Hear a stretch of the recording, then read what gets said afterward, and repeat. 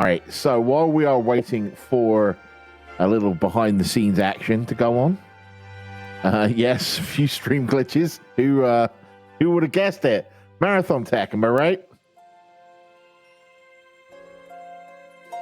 Okay, so with that, it is time for us to throw on over to Star Ocean, the second story by GearlessRobot. Take it away, GearlessRobot.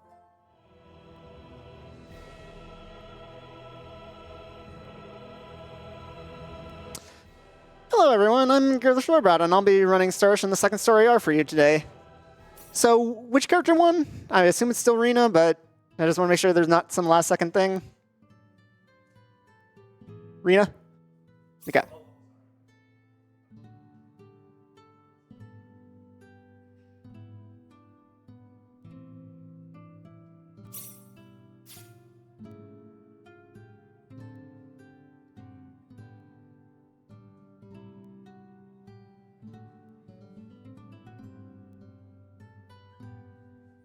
I guess I can.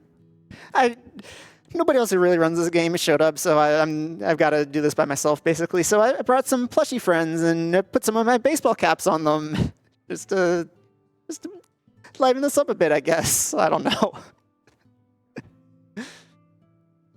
So I guess my co-commentators are Psyduck here and Cyndaquil here.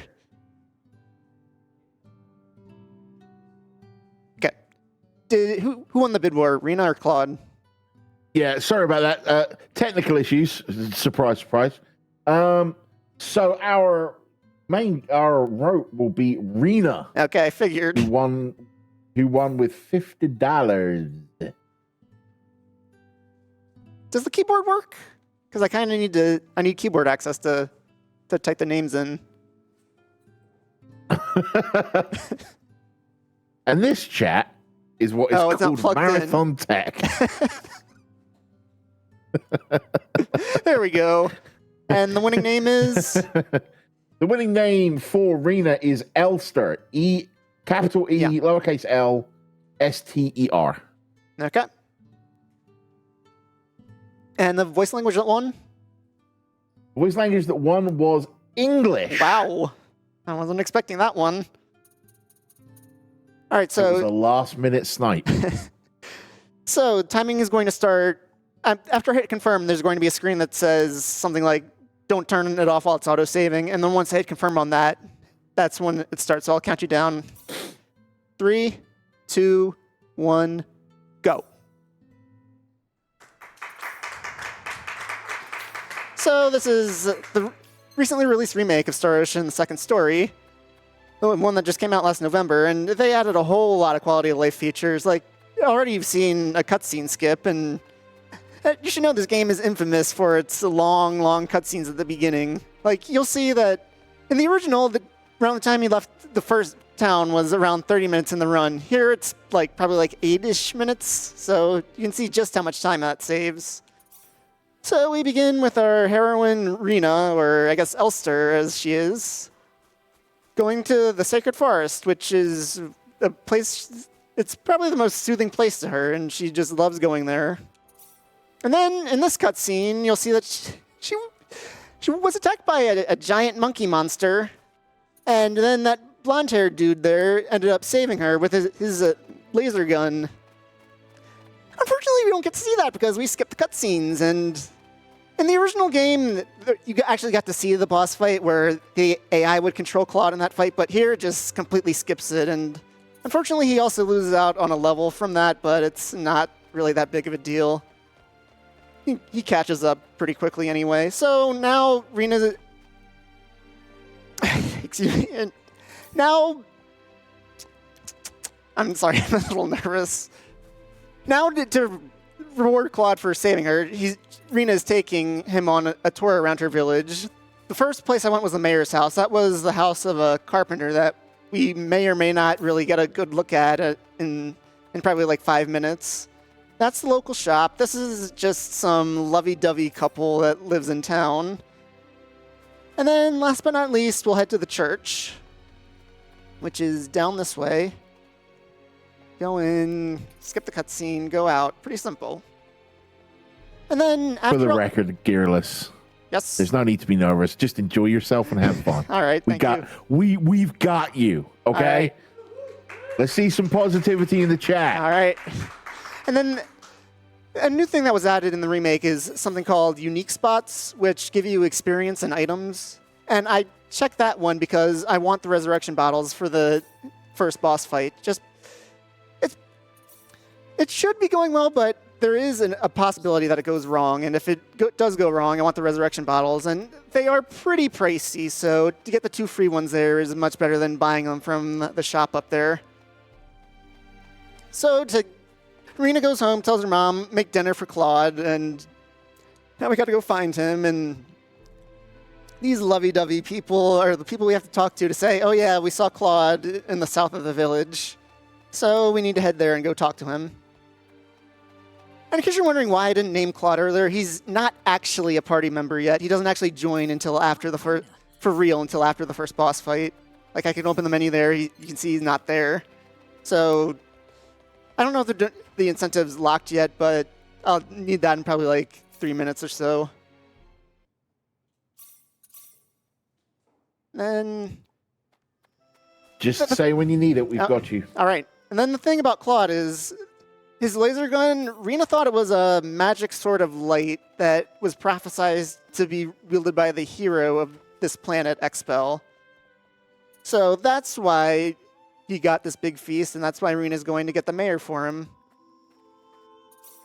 And then basically in that cutscene, Claude basically said, I'm no hero, and Rena got all upset because this planet is in pretty dire straits.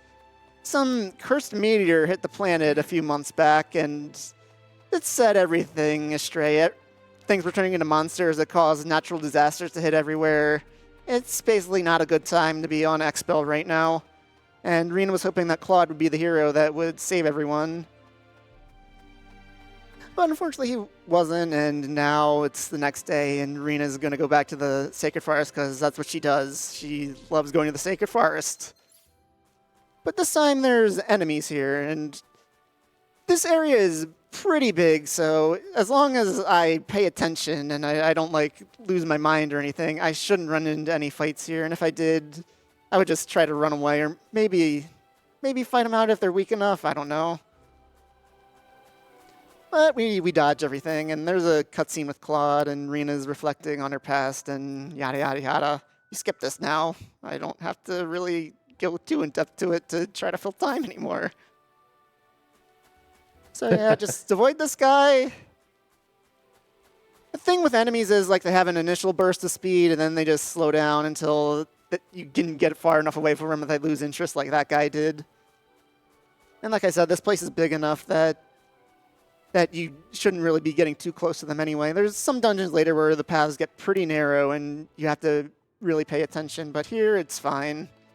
We also have a way to make sure they don't see us later, but we don't have that just yet. And then this guy is Rena's childhood friend, Alan, and he wants to marry her, and he kidnapped her. So but he didn't lock our door, so we're going to try to go out the front door. That didn't work, so let's try the secret back entrance. There's a whole cutscene that says, hey, you should check this thing out. And there's our carpenter friend from before, from the guy whose house he went to, but like I said, we'll see him for like 2 seconds. So you'd think the right thing to do would be to leave out the entrance of the mines, and you'd be right, except that there's a guard at the entrance. So we're going to try to go as deep into the mines as we can for some reason. I don't know, but first we're going to hit the save point because we're going to need it later if an incentive is met. And then I'm going to try to loop around here so this guy doesn't see me, and we're through. Good. So Rena goes to the secret altar in the back, and now she's going to be forced to marry Alan, except Claude shows up. And now I got to go through all the tutorials. And I'm going to switch to Claude and use the new dodge mechanic to try to lower this guy's shield. Yeah, this is why I got the unique spot, just for that. Okay, now that he's broken, I'm going to switch to Rena. Unfortunately, she was healing, so this got held back a bit. But now I'm just going to wail on this guy till he's dead. Claude missed the level. That'll be fine. We won. I'll take that. Claude will have a chance to catch up in levels anyway. Like that experience doesn't really matter that much at all, so it's fine. Now we've got to sit through a couple more cutscenes before we can finally name Claude and before he finally joins for real and we can leave the first town. Like, what are we at? 7 minutes? Yeah, this is like 26 or so minutes into the original, so in case you're wondering just how much time the cutscene skip saves, there you go. And now That's a lot of time. Now this game has some pretty wild event triggers. Like, when I was running the PS1 version, I'm like, there's no way this is what they intended. It's got to be something else, and I just found a quicker way to do it. But no, this game, as you can see in the minimap, it's got the yellow arrow, and it turns out that pretty much every event trigger that I thought was just it being silly was actually what they intended. So yeah, like that one, you go to the forest, she says, I don't think I should go into the forest at night, and then that makes Claude show up for some reason. And now we unlocked fast travel with Rena, so unfortunately we're never outside in Salva, so we can't fast travel to Salva. So instead we travel to the mines and leave through Alan's front door. And then we have to go to the castle town of Cross, which is north of here. And just so you know, Field of Expel is probably one of my favorite world map themes, and unfortunately this is really the only time in the run that you get to hear it, because after this you'll be riding a bunny for most of it, and that has its own theme song that overrides this. So I guess I can, if the host has anything to say while I'm running towards Cross, we can do that, or we can just jam out to Fields of Expel. Oh, yes. Oh, yes. I want to, we have closed the naming incentive for Claude. Oh, right, that. So what is Claude's name? We can do that right now. Claude's name will be Booper. Capital B, lowercase o, lowercase o, P-E-R. Is that it? Booper. I thought it was Bartosz. B-A-R-T-A. So, Bartosz was sitting at $50. Yes. And then we got a last-minute snipe for $100 for Booper. Oh, okay. So we've got 2 donations that are relevant to that, which I want to get here now. All right. Our winner, which was Osas, who's donated $100, said Claude shall be Booper. And then from Alex, who donated $50, said, fantastic to see my brother running Star Ocean 2. I would never have imagined this happening when we originally found the game at Blockbuster back in the day. $50 to try and name Claude after the cat, Bartos. Thank you, Alex. Thank you. Unfortunately, Alec, you did get booped by Booper. I'd like to say something real quick. If you're an Ernest fan, I'd pay real close attention right now because he's going to be on screen for like 2 seconds. Yeah, there. If you blinked, you missed him. So yeah, you can continue now if you have anything else to say. And I just like I'd like to say thank you, Alex. Thank you. Yeah. And a big shout out to an anonymous donor who donated $250. Oh. Saying we must see Creepy and Weepy. Yes. And that has helped us meet the recruit Ashton donation incentive. So we will be recruiting Ashton. Good to know. We still have the option to recruit Chisato, which is sitting at Chisato. I'm sorry, I'm really bad at that. $225 out of 500, and we have the 2 optional super bosses. Isilia Queen is sitting at $10 out of 1,000, and Unlimited Gabriel is sitting at 100 out of 1,000. These are awesome fights. Get your money in now. All right, so we basically went to go see the king and said we want to investigate the sorcery loop. He gave us a small amount of money. It's funny with his money because he come back later just to investigate some random 3-eyed woman. He's like, yeah, take all this money. You want to investigate the thing that's destroying the planet? Here, just take 600 full. His priorities are all out of whack. Anyway, Rena gets herself involved with this treasure hunter here, and now we're going on a side quest to go to Cross Cave to find the treasure that's on that map she has. Which isn't really a bad thing because Celine here is going to be a very useful party member. But first, recruiting Celine also unlocked item creation. So we're going to do a few. We're going to do a few missions here at the guild. First off, we're going to turn the silver or this iron into silver. Next, we're going to turn these eggs into fried eggs. Hopefully, yes, we got one. And then we're going to make the silver earring. Unfortunately, Celine had all the talent she had, so I don't need to do anything else there. Report those back, and then that gives me some armor. I might as well just equip it. And then we're going to level up some of our skills. First thing first, for every character, you want to do determination first because that lowers the skills for everything else. Then we're going to want to do 3 into animal training, 5 into whistling to get familiar up to level 4.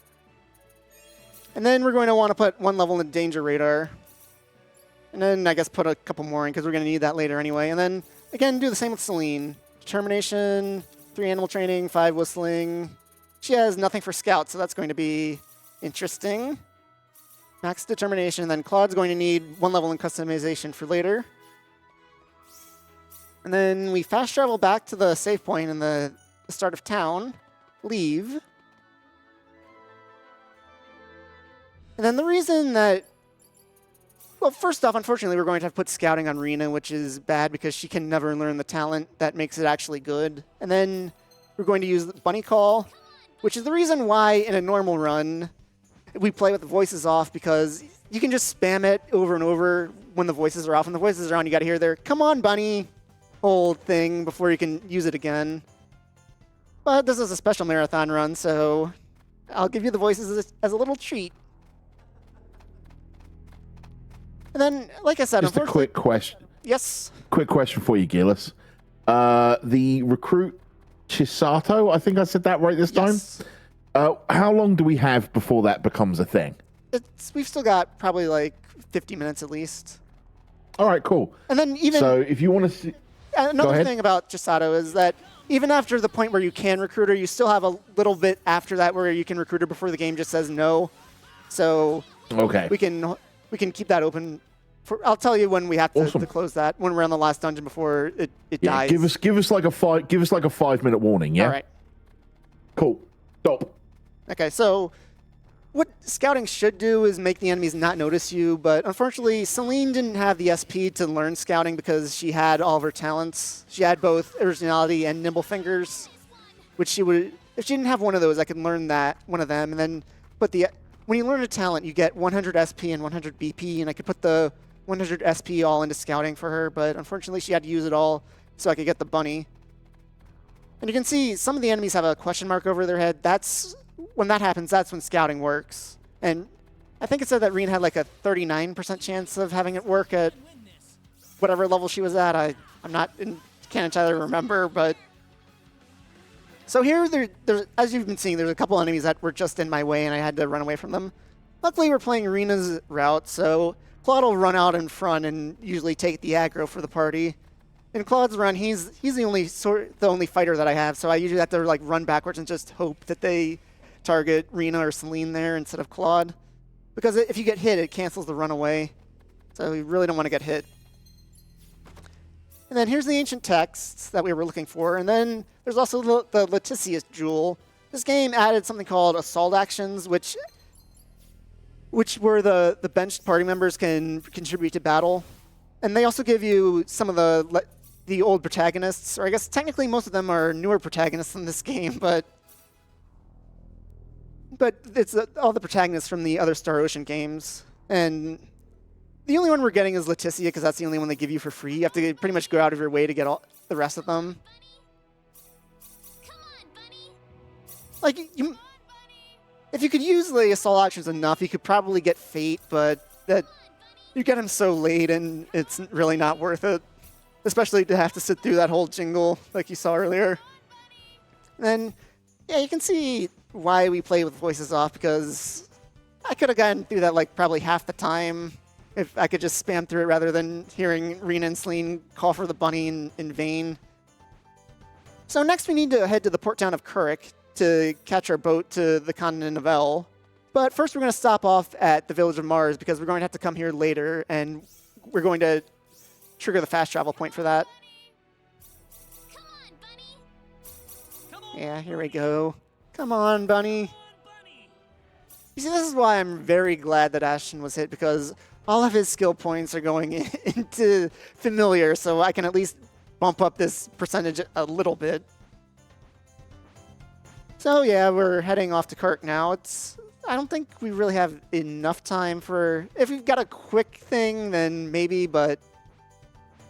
Absolutely. It is a very simple $100 from Iron Furs with no donation comment, and the same $100 with no donation comment from Cardinal R. So thank you very much to you both. Okay, now that we're here, we're going to the guild again to take this customization mission. And that's why I put the levels into Claude for customization earlier. You just need to make one of those. This is really just to get the BP reward for it, so then we can improve. That's the wrong menu. We can improve meteor pump for Claude, and then make sure I equip it, because it could get bad if I don't later. Because I won't get a chance to equip it before he needs it if I forget here. So luckily I remembered. Meteor Palm was heavily buffed in this game, and it is completely overpowered. Unfortunately, it's only at level 2 right now, and it doesn't get completely overpowered until level 3. It's still good at level 2, but at level 3, he becomes a god of death, basically. So we're going to go talk to the captain. He says, we're not ready to leave yet, so we got to kill time around town.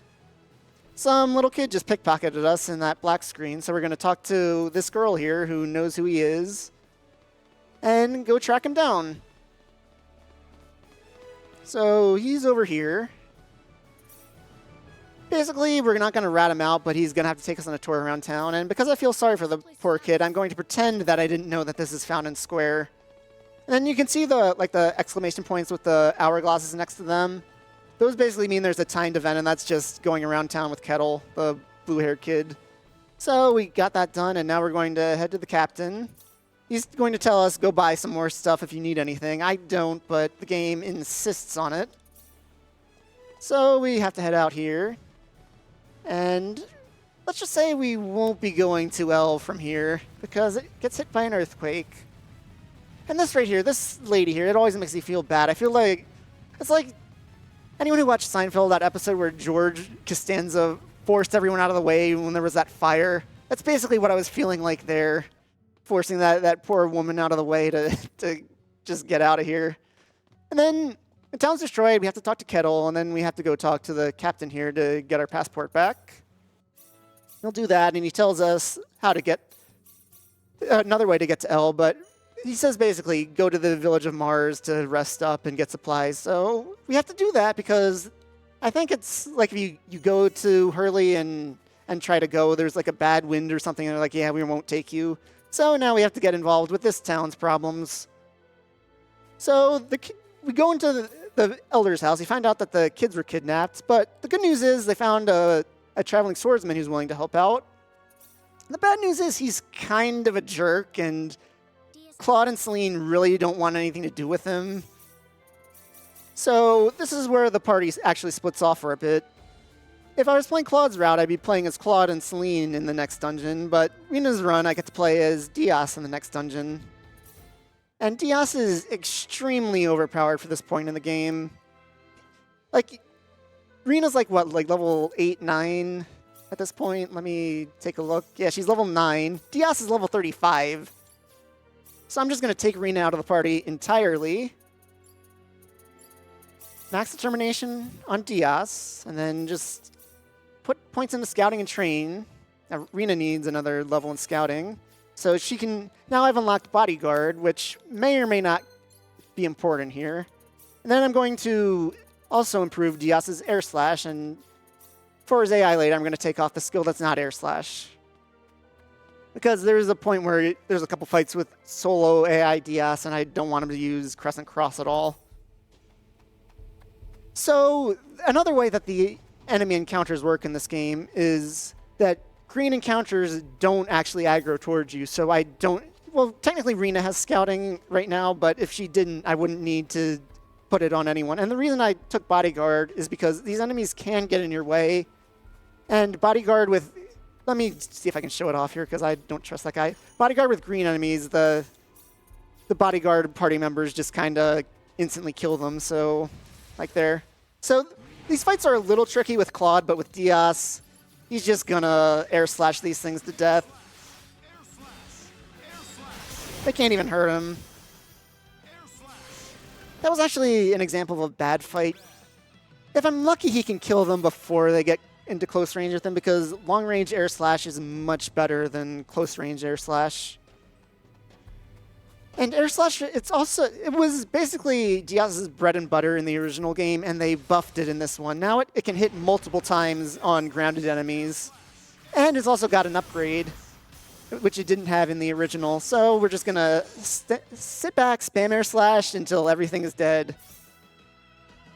Rena might get some experience from this, but really the reason she's out of the party is because some of the enemies might run towards Rena, and that makes it more difficult to just air slash them to death. So we take her out, she gets experience on the bench, and Diaz just handles everything on his own. And here's the third and final group of bandits. There's one more solo bandit that's a complete joke, but we'll deal with him in a second. They also buffed Diaz's normal attack, but I'm still not going to use it because air slash is just that good. So there's a third fight, and as long as this guy stays out of my way, okay, he mostly stayed out of my way. I didn't run into him, so that's good. And then Diaz is a little low on MP, so I'm going to take this save point, which automatically restores all my HP and MP. He does have an accessory that gives him a passive MP recovery, but unfortunately it's really slow and not really reliable, so I'd take the save point because I'm going to need a ton of SP for this next boss fight. Even though he's level 35, his equipment is really under-leveled for level 35, so he doesn't deal as much damage as he potentially could. Okay, yeah, I want to lock onto that guy. I could use Leticia here, but I'd rather save her for another fight. Alright, that's that boss fight down. And another level for Rena. Can I break in with a quick update Yes, go here? ahead. Thanks to a $500 donation from Cromwell, who just says good luck. Oh, We thank are you. sitting at $600 out of 1,000 to fight Unlimited Gabriel. We've got $325 out of 500 to fight Chisato, To recruit and Chisato? then to recruit Chisato. Sorry, it's been one of those days. And then we are still at $20 out of 1,000 to fight Isalia Queen. I will point out, chat, we are sitting at $69,619. If we meet these donation incentives, we are going to break through that $70,000 cap like it was nothing. So let's make that happen. So, we hit the Ashton incentive, right? We did indeed hit Okay. the Ashton So I need incentive. to recruit Ashton. First you have to talk to this guy, then you need to head back to Salva. It's in the mines, but unfortunately until you talk to a guy at the entrance of the mines, you can't actually fast travel back into the mines, which I think is kind of like a leftover from the PS1 days where there wasn't any fast travel. So there's a few times in this run where you have to do these triggers in a specific order, even though you could theoretically skip them with fast travel. So we're going to go to that save point that I got earlier. And then we're going to head down this way to go get Ashton. And if you've got anything else, you can continue where you left off. Oh, yes, sir. All right, let's see here. I've been notified that Cyndaquil and I might have beef. Oh, Because Cyndaquil. Nathan donates $10 and said, if Cyndaquil is an Orioles fan, can we sign him to replace Keegan Aiken? Being from DC myself, I'd prefer if you just kept Cyndaquil because he's a Pokemon. And I think the Nats would be better if the Orioles had a Pokemon as a player. $50 from Lisa. Rocks, who was our previous host. Thank you, Lisa. No donation message there.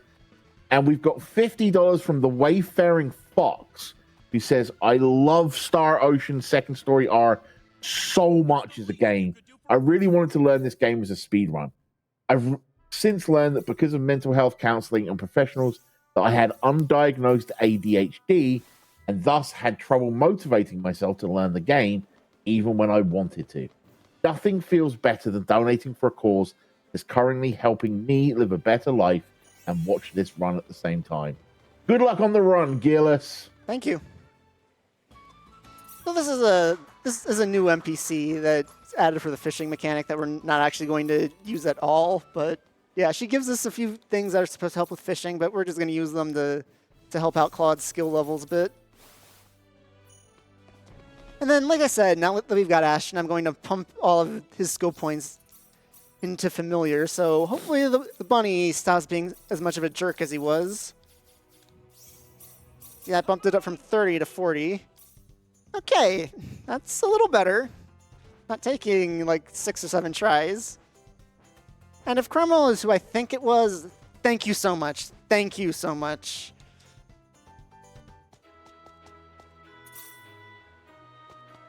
So here we're going to do a private action. Well, first we're actually going to check out this unique spot just to get a couple more levels on Claude.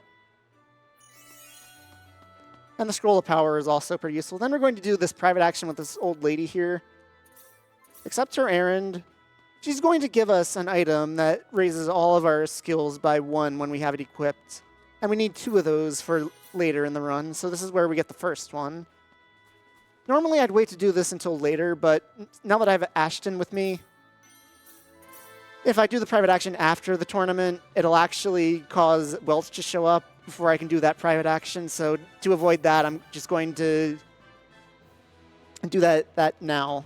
And then I'm going to go into the hotel here to set up a fast travel for later, because that's the next place we're going to have to go to after the castle. So the reason we're here is to get an audience with the king to get permission to go to the continent of El, but unfortunately he's not seeing people right now because the town's in a whole frenzy because of the arms tournament. And Claude's going to go enter that. He wants to test himself against Diaz, who he believes is also going to be entering the tournament. And now we need to set Claude up with a weapons dealer. We're just going to pick the one that has the best weapons, or has the best sword, because basically the armor doesn't really matter. He's going to get 2-shot no matter what. And the sword ups his damage. It's actually a different one than the one we did in the PS1 version, because the weapon, first off, he uses Meteor Palm now, which that other weapon doesn't really help with. And second off, that weapon got nerfed. In the PS1 version, it had the highest attack, plus it gave you 1 additional attack hit whenever you hit something. So it would basically hit twice. And anyway, Claude and Rena get into a whole fight about Diaz. Rena runs off and she finds this little girl, and she wants her grandfather to sponsor someone for the tournament, and instead of asking Ashton, we decide for the 17-year-old girl to take the 6-year-old girl to a bar. And the reason Ashton doesn't want to enter the tournament is because he's all upset about the dragons. But really, considering some of the people that you'll be seeing in this tournament, he wouldn't stand out at all with those dragons. Like, you'll see that in a little bit, like who they've got in this tournament. Anyway, the little girl gets into trouble, and then no fast travel during all this.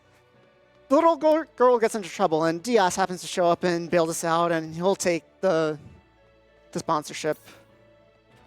So he tells Rena just go back to Claude's to the hotel room, and now we sleep until the day of the tournament. And then if we've got time for a quick thing, because, like I said, fast travel is disabled during this whole thing, so we gotta walk all the way to the castle. So I've just received a message from RPG Limit Break Management, who's telling me that if we meet the Super Boss incentive, Gearless will be fighting them on Chaos difficulty. So if you want to see, so what is the difference between normal difficulty and chaos difficulty? Well, Gearless? I would be fighting them on Universe, but Chaos is a newly added difficulty mode in the patch that came out about a month or so ago. And that That buffed the ups stats difficulty tremendously, yes. Okay. So that is a nice bit of a sweetener there for you, chat. We're not just seeing these on Universe mode. We're seeing these on Chaos mode. This is super bosses turned up to 11.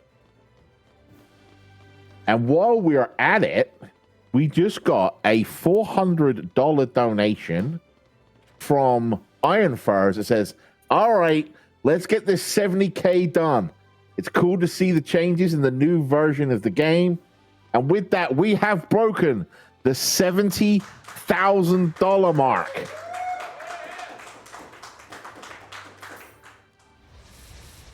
And Iron Furs put that split that between fighting Unlimited Gabriel and recruiting Chisato. So those now sit at $900 out of $1,000 for Unlimited Gabriel and $425 out of $500 for Chisato recruitment. So we are so close to both of those. And on top of that, you can also donate to see Gearless fighting Iselia Queen. She's sitting at $20 out of $1,000. And both of those super bosses will be at Chaos difficulty. So anyway, like with Claude earlier, Diaz isn't actually a party member, so in case you're wondering why I didn't swap out to him for that fight, it's because that fight is literally the only point during the sequence that he's actually in your party. Like, if you saw when I saved that he wasn't actually in the party, it was just Rena. And the reason I saved there is because in case Claude loses, I want a safety backup save. This game has an autosave, but unfortunately, it would autosave after Claude loses, which would be bad, because we need Claude to get to the finals so I can get a weapon that I can turn into his best weapon. So here we go around to the right because that's where Ashton's the closest. And here we have a Diaz fight where I have a little bit of an input break, and let's see if I can pull this out. Okay. Did something a little cheeky there. So yeah, basically what we want Diaz to do there is just sit back, spam air slash, yada, yada, yada. Basically what I was doing with him. But the AI doesn't like to do that. He likes to run up and get close, and it can take some time. I do like how, since these enemies are such a joke to him, he says waste of time afterwards, and half the time I feel the same, but not... It was a waste of time, but not in the same way he thought it was a waste of time. So Claude here he's fighting Monkey Man right now. He doesn't have to win this one, but it would be very nice if he did. If he loses, there is a chance for him. There's like a return match that he would have to win, which is much easier for him to win. But thankfully, he beat Monkey Man, so Claude has now automatically advanced to the finals. Plot-wise, he hasn't, but the plot basically works out that Claude automatically wins the finals match no matter what, or the semifinals match no matter what in Rena's story. So he hasn't technically made the finals, but for all intents and purposes, yes, he has. So now we get Diaz's match against this shield dude. And this is the guy that Claude would have to fight in the second match if he had lost the first one, which is a change from the PS1 version because he would fight the knight that he fights in the first fight in his route. So yeah, Diaz effortlessly takes down that guy. Excuse me. Yeah, and here's Claude's auto win. Diaz effortlessly takes down that guy because the only problem is how fast does Diaz do it. And here's Shrek, as I affectionately call him. Like I said, Ashton would not stand out at all in this tournament. Dude with 2 dragons on his back, he fits right in with the Monkey Man and the Ogre. Like really, why is he so self-conscious about it? So yeah, Diaz wins that match too, and now it's Claude versus Rena in the finals. And here's another one of those silly event triggers. Like, in the original, the 2 halves of this arena were 2 different screens, so that's why you have to go back to that midway point, because that was technically a different screen before, and leaving the screen and going back would be the trigger. And here we just kind of hope Claude doesn't Meteor Palm, and he just gives Diaz an opening to kill him. Well, not kill him, because he survives this, but to win the fight. Because Claude can just keep attacking, and then Diaz never gets an opening to use one of his attacks. And it could end up taking a little while. So we lost, but luckily there are some prizes for second place. One of them is a complete set of equipment that Claude used in the tournament, which isn't really all that useful since before the next actual boss fight, we're going to get a much better sword. And the second reward is that sword I was talking about earlier that you can turn into Claude's best weapon. It's been nerfed slightly since the original game, but it's still his best weapon, mostly because it's a non-elemental weapon that has a lot of attack power. And most of Claude's high attack power weapons have some sort of elemental affinity towards them, and a lot of the late game bosses resist something, so you really don't want elemental affinities on your weapons. So here we go, bunny time again. And it takes me a while to orient myself correctly to go southwest to get to the next town I have to go to. First off, I'm going to stop at this unique spot to pick up this meteor ring. The experience is nice, but not really necessary. The meteor ring, it's not really all that useful. The reason I pick it up is because it sells for a lot of money. And it lets me pick up an item that is going to help me out a little bit with this alternate route with Ashton. And you said Chisato was met too? Come on, bunny. Come on, bunny. Well, if Chisato's met, this will also help with that. As I'm waiting here for the bunny to actually show up. So we head to Linga now. Sorry, Priestess fans, you don't actually get a cameo with her like Ernest did. And then we're going to head to this shop here, which is one of the few shops in the game that sells the item called a magic camera, which you need to do the replication skill, which I'm going to use to replicate a bunch of accessories that I'm about to make in probably like 15 or probably like 10 minutes or so. We go to the linguist to get the ancient writings from earlier translated, and then it turns out the linguist is busy, so our new plan is to go find someone in town who can get us an in with him. And that right there is Bowman Jean, who, since I've been a kid, I've always called him Bellman, and from now on I will call him Bellman, so you get the one. But first, what Bellman wants is for us to go into that cave I went into earlier and find an herb that has not yet been discovered, and then he'll help us. But first, before I do that, I'm going to go here to pick up the Deadly Edge, the weapon I was talking about earlier. The reason I do that now rather than when I was in the core before is because now I can just fast travel out, because it was a little bit of a walk to get to Gamgee's house. Well, here I can just fast travel to the next cave I need to go to.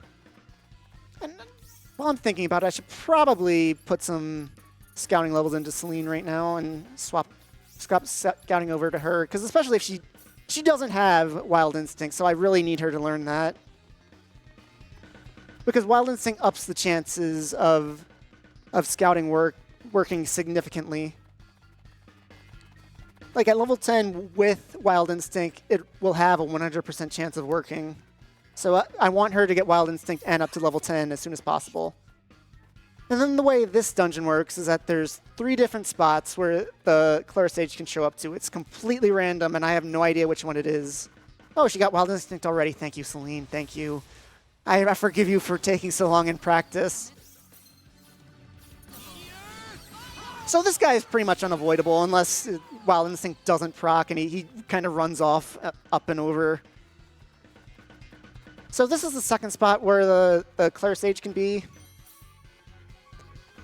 And yes, it was there. We'd have to go down here regardless if it was in the first spot because I need that second rainbow diamond. So we head back to Bowman's pharmacy shop. And he says, well, I've seen this before, but it's rare enough that I'll help you out. So we're going to go over to the linguist with Bowman in the party. He's still a guest right now, but in probably like a minute, we'll get the option he'll ask if he can join the party and we'll take him. He's an extremely useful party member. Poison pills are they were very strong in the original, and while a lot of stuff got rebalanced, they really didn't. In fact, they might have gotten a bit stronger because it's easier to level them up in this version than in the original version. So now we're going to take him into the party. And now we're going to go back to Liqueur to go meet with the king, but unfortunately the town is under siege from monsters. So they're telling everyone to go to the castle, so we need to go here and check in with this guy. And because we're Snoopy adventurers, we're going to run around and look into their secret projects, which is down here in this basement. Luckily, Bellman used to be part of their science department, so he can kind of defuse the situation, and we get roped into helping Leon here go to some ancient ruins to find an energy stone that he needs to complete their super weapon. So this is another instance of where the event triggers from the original kind of slow you down a bit. But first I need to take a few missions at this guild. Rating 2 and then compounding 3. Okay. Like you need to go here, have Leon tell this guy I'm going, then go to the city and have him tell the guard here that you're going. And then you could finally go to Hilton to go to the Hoffman ruins, when in this version, if it was designed with fast travel in mind, you could just go to Hilton straight off and not have to sit through all that. So here we're going to take this unique spot to get the Cinderella glass, which is a very good item for a situation like this where we don't have much money. But first we're going to level up Leon's determination to max. And then we're going to level up his mental science, customization, and crafting to 1. And then put penmanship as high as possible. And then we're going to put 1 level into imitation for him. With Bowman, we're going to level up determination to 10. 1 level into whistling and animal training each. And then just stick the rest into purity, which gets me free money. And then we're going to use all the books that we got earlier on Claude. And use one of the Cinderella glasses, which lowers shop prices by 25%. And with this, we can afford to buy a whole bunch of stuff. We're going to buy some pet food, some fountain pens, some Artemis leaves, some mandrakes, green barrels, crystals, rubies, not iron, not just yet, resurrection elixirs, blueberries, and some blackberries, I guess. We can always buy those later. And then with that stuff we bought, we're going to use some item creation. First off, we're going to do writing. Make 1 copy of Walls of the Soul for that quest we made. 7 Secrets of the Earth, because Claude is at 0 mineralogy. 6 metallurgies, because Claude's at level 1 for whatever that is, and same with this. And then Bellman, he's kind of unique in this game because he has a 0% chance of starting with level of animals, but he has a... Why did I press B there? He has a 25% chance of learning level of animals, so we're just going to spam this until he learns it. There we go. And with that, we're going to get some more money from wrong menu. We're going to get some more money from Purity, and then we're going to put the rest of that into compounding to help out Bowman's ability to make this thing that I need. So hopefully he makes a medicine bottle. Yes, he did. Okay. So now we can head over to the skill guild here and turn in all of those quests. I have updates. We have met the donation incentive to recruit Chisato. All right. And we have met the donation incentive to fight Unlimited Gabriel. All right. Which means we only have the incentive to fight Azalea Queen open for Star Ocean right now. There are donation incentives for Final Fantasy IV that are open. And fighting Azalea Queen is currently sitting at $95 out of 1,000. If you want to see that post-game, get your donations in now. So those rainbow diamonds, like I said earlier, they increase all item creation levels by 1. So now Claude, he has natively has level 7 customization, but this puts him up to level 9. And now I'm going to try to make some of these things from rubies and green barrels. Rubies, I need berserker rings, which he made 5 of them, which is more than I need. And with the green barrels, I was trying to make a might chain, which unfortunately I didn't get, so I'm going to have to go back to the item shop to try to buy more green barrels. And I'm going to buy my blackberries now.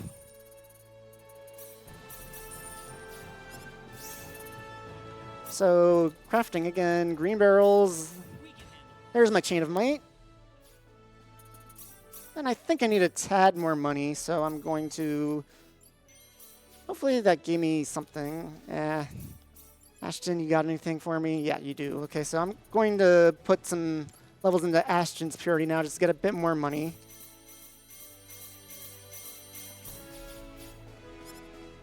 And then I'm going to buy some magic film. Oh, I also need more fountain pens. And I'm going to write Death of Originality, which gives me skill levels in imitation. And stick it all on Leon. And then, now that he's good at replication, I'm going to switch over to my accessories. Make a bunch of those. And then here I'm going to... Probably going to have to go back to the skill guild and get some cheapo mission. Maybe 2 cheapo missions. Let me check Claude's talents. Okay, what I'm actually going to do is put a level into rating for Claude and just hope he learns composition here. He did not, so I'm going to buy more pens. Wrong pen.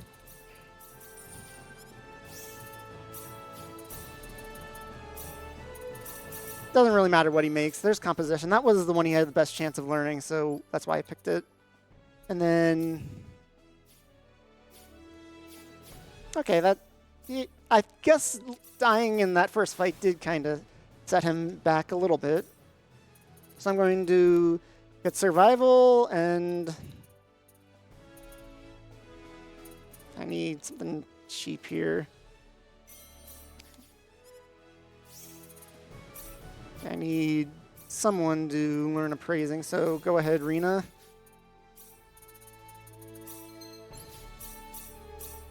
Here goes. Here goes. And then I also need someone to learn survival, so go ahead, Rena. Go ahead. Okay, that'll give me enough SP to get to level 10 with the Rainbow Diamond boost. If I can find it.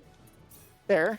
And the reason I needed level 10 is because there's a challenge mission that gives you 5 mithril. And with that 5 mithril, I can use one of them to make the Blade of Minos, and with the other one, I can use it to make the Eterna, which is completely well, not as overpowered as it was originally, but it's still pretty overpowered. And then I'm going to equip a Berserker Ring and Chain of Might on all of my fighters, which is why I needed to dupe them or just get as many of them as possible. And then Claude is going to equip the Eterna. And then I'm going to give Celine the Rainbow Diamonds. I am so bad at menuing right now. Put 1 level into crafting. Put that much into scouting. So now she's at level 10 scouting. Nothing will ever aggro on me again as long as I have her set as scouting, which I believe I do, yes. And then I'm going to, with those levels into crafting that I put on Celine, I'm going to use these crystals to make an intimidation pendant, which I'm going to stick on Rena, which ups the bodyguard trigger rate. And then I'm going to shuffle the party around a little bit. I want to have solo Leon now because that will turn the enemies down from red, which is the worst level of enemies, to purple, which makes them move around a little bit more. And there's some things in this next dungeon that enemies like to camp around, so I want Leon to turn the enemies purple so they move around a bit more and I can kind of sneak by them to get the switches I need to hit. So we call the bunny again. It's got a little bit of an upgrade because of that level I put into Familiar with Bellman. So it's up to 45% now, which is nice. 45%, it doesn't feel like 45%, but it's... I'm sure I'm just getting unlucky. It's probably significantly better than 30. So this dungeon has been radically overhauled in the remake. In the first game, it was... They're basically... The way they got the Switch idea was there were a couple places you could, like, blow up rocks, and I think it could damage you too, but that it was not necessary to beat the dungeon. So in this one, they decided to look at that and overhaul it by putting a bunch of dynamite switches around. I guess it's more like magic dynamite, but whatever. And you have to hit these switches to advance through the dungeon. So here, like, we need to hit this one to open up this alcove, which hopefully I can squeeze by there. Which will open up this, which allows me to advance further through the dungeon. And there's a couple more switches like that. Coming up, there's a numbered switch where if you hit the wrong one, you get into an encounter. But you just have to hit them in the order of the dots that you see there. 1, 2, 3, 4. And here I'm going to put everyone back into the party because there's basically a mandatory fight coming up. And I want them to run interference for me while Leon runs away. And if we have anything the host needs to say, now would be a good time to do that. Because the dungeon is more of the same, really. Certainly. I want to give a big shout out to Trahern. $25 is such an amazing event. Let's give it our all on the last day. SBD12 sends in $20 with no donation comment. And Nathan sends in $25 and says, here's $25 for Anthony Santander hitting the game winner. Yes, Anthony Santander. Tony Taters. $25 from our very own Poexel, who says, as a lover of Valkyrie Profile and other Tri-Ace games, I must see that recurring annoyance Iselia Queen crush. Good luck, Gillis. Thank you, Wexel. So the reason I took them all out of the party is because I wanted those three guys to scatter so they wouldn't camp the switch and then I'd get into a fight like I just did. Hopefully they just kind of ignore me. They did not. Okay, that's not really that much of a problem because this game autosaves pretty much every time you fast travel, so I'm just going to load the old autosave, and that puts me back to right where I was. Fortunately, they're a little closer to the switch now, so hopefully they'll move away. Maybe I can sneak in there from the top. No, I could not. Might be another reload. Oh, he missed. Thank you. Thank you, mister. And this is a back attack, so they're stunned, so this is a free runaway for me. Help me! Now, hopefully this guy cooperates this time and just stays put. Yes, okay, he moved, but he didn't move towards me, so... Oh, yes, now that I think about it, I just got another thing from that last donation. Anthony Santander wears number 25, so that's why he donated $25. So yeah, just a little bit of a fun fact for you. While I push the rest of these switches. Yeah, here's the last switch. This will open the door. I want to fast travel back. And switch these two and put everyone back into the party. We got an anonymous $250 donation that was split between 3 of the incentives for this game, which is what put us over the edge for fighting the Unlimited Gabriel and for recruiting Salto. Thank you very much to that person. Yeah. Okay, this fight is a little annoying because, unlike the original game, you can't stop spells just by attacking them. And I want to save my bonus gauge, so as you saw there, I saw he got the Thunderstorm off, so I paused so I could switch to Leon real quick, so when Claude died, I wouldn't lose my gauge. Because when you die, you lose your gauge, but only if the character you're controlling dies. So since I was technically controlling Leon there, I didn't lose my gauge there, and I can keep it for the next fight. Or for the, hopefully I can keep it for the rest of the run, because right now I can unlock a new formation that will give me, that I now have enough points into, that will give me a 60% attack increase just for being in that formation, as long as I have 100 100 of those bonus orbs, whatever they're called. I never really pay attention to what they're called, so we'll call them bonus orbs. If it's not what they're called, sue me, I don't care. Come on, bunny! So yeah, we have to call the bunny again. This is another one of those that I was talking about where the event triggers kind of force you to go in a certain direction rather than just fast traveling to where you're supposed to go. You're back. Like here, I have to talk to the boat guy, have a cutscene with him, have a cutscene here, go to Liqueur, Dr. Get. cutscene with this guy, and then fast travel to the castle, cutscene with this guy here. Also, about that last boss fight, he's not really that difficult here, but in the PS1 version, they were probably the hardest boss in the speedrun. You didn't have the Eterna or Eternal Sphere as it was called back then yet, so you basically just had to make enough things to bump up Claude's attack and hope you could win without, and hope Bellman could really distract them enough that they don't get that the second guy doesn't get Thunderstorm off before you kill the first guy, and it was just a complete headache. And here, it's kind of cathartic to just be able to beat them that easily.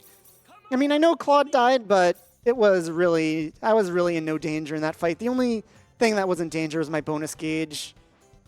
Like you saw, Leon survived the Thunderstorm, and I could just get Claude back up and kill them. So they're not really that difficult anymore. And here there's a cute trick with the fast travel, how you can just fast travel to the save point that's at the end of that corridor there. And then here we've lost Leon for good, basically, because he never comes back in Rena's story. But we're going to get a much better party member right here in Diaz. We need to talk to him, and we're going to get more on his backstory on how his family was killed. And for a 2D sprite game, that cutscene is a little gory. You can see his parents just laying there in a pool of blood. This game is rated E on the PS1, by the way. And now that Diaz is joined, I'm going to have to mess with the party a little bit more for this next boss fight. I'm going to have to put Diaz into the party. And then I'm going to improve Claude. Oh, I never improved Meteor Palm. Well, good thing we won anyway.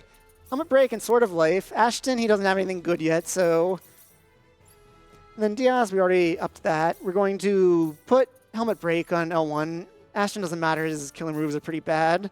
Next snap on Bowman, and then Diaz is going to get a Chain of Might and a Berserker Ring. Luckily, we have 5 of those, so he can actually hold on to the whole game. He's the one who's going to get benched when Chisato joins.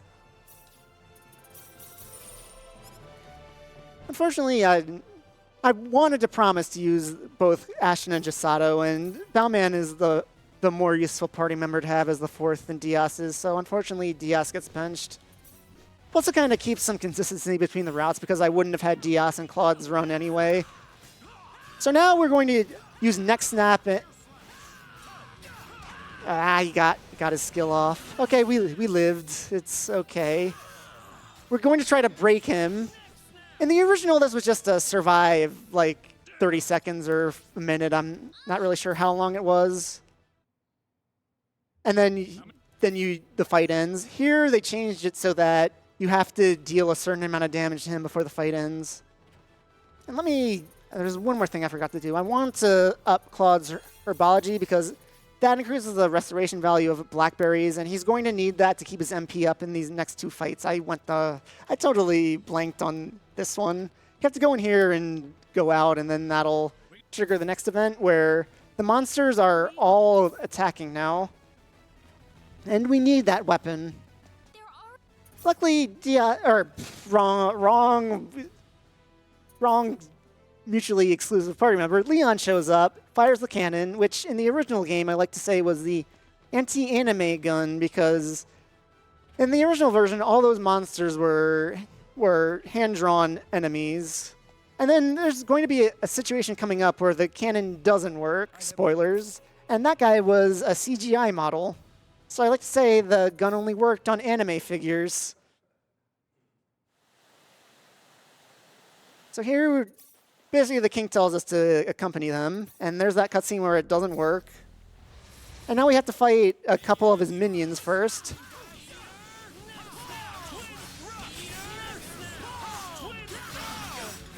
Ah, that's not good. So this next fight, you can lose it, but I want to try to win it to preserve my bonus gauge.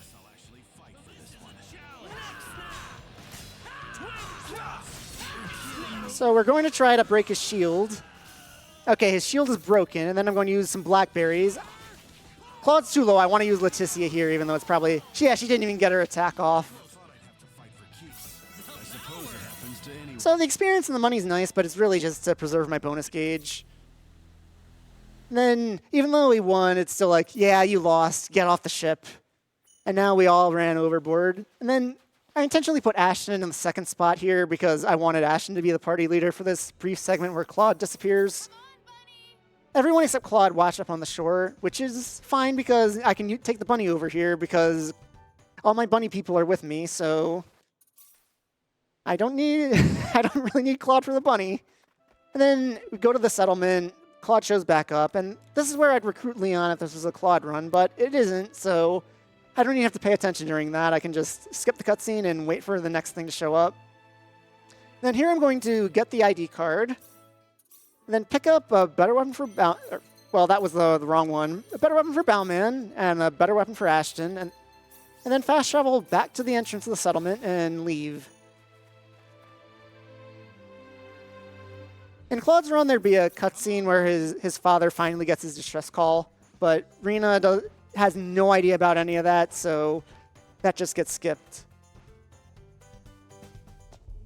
As we've crossed the hour mark, I do want to remind everybody, we still have one super boss incentive outstanding for this game. Fight Celia Queen at Chaos difficulty. We are sitting at $135 out at $1,000 on that. We are very, very close to getting that met. Let's make a push towards getting that done. And there was another one of those cheeky fast travels where the first save point is so far away you can just quickly fast travel to it. And then with this dungeon, the goal is to go around and talk to a bunch of statues to find the code word. But the code word is always death, so I can just put death in right there. I'm glad I remembered death, because there's sometimes, in the original version, the code was Apoca, short for apocalypse. So sometimes I look for A for the first letter, and I'm like, oh yeah, it's death now. So we open the door with that card key we just got, and then Claude gets a radio transmission from his father. So Claude wants to go to a wide open space so he can get beamed up. We don't know any of that, by the way. He's just some magic man who went up into the sky for a couple hours, and then he came back. If this was Claude's run, you'd get to a cutscene with his father there, where you find out that Expel is on a collision course with some high energy body, and it's probably like an hour away from its destruction. So if you want to stop the sorcery globe, we really gotta hustle now. And then here I'm going to adjust the party a little bit so I can get the right people where I want them, so they hopefully attack Sin the right way. Because it's Sin and two of those stone gargoyles from before, and I want Claude up top to kill the stone gargoyles while Bellman distracts Sin.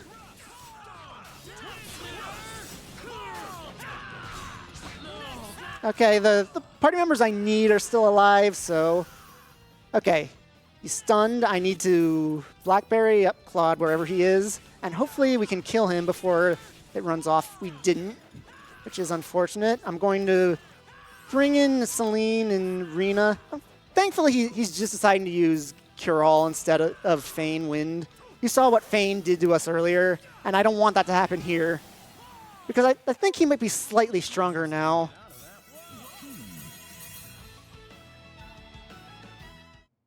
Because I think Feign would be a total party kill unless Diaz was at full health. So really don't want to see that. And then here, we're finally going to confront the Sorcery Globe, and it turns out that these 10 wise men here are behind it.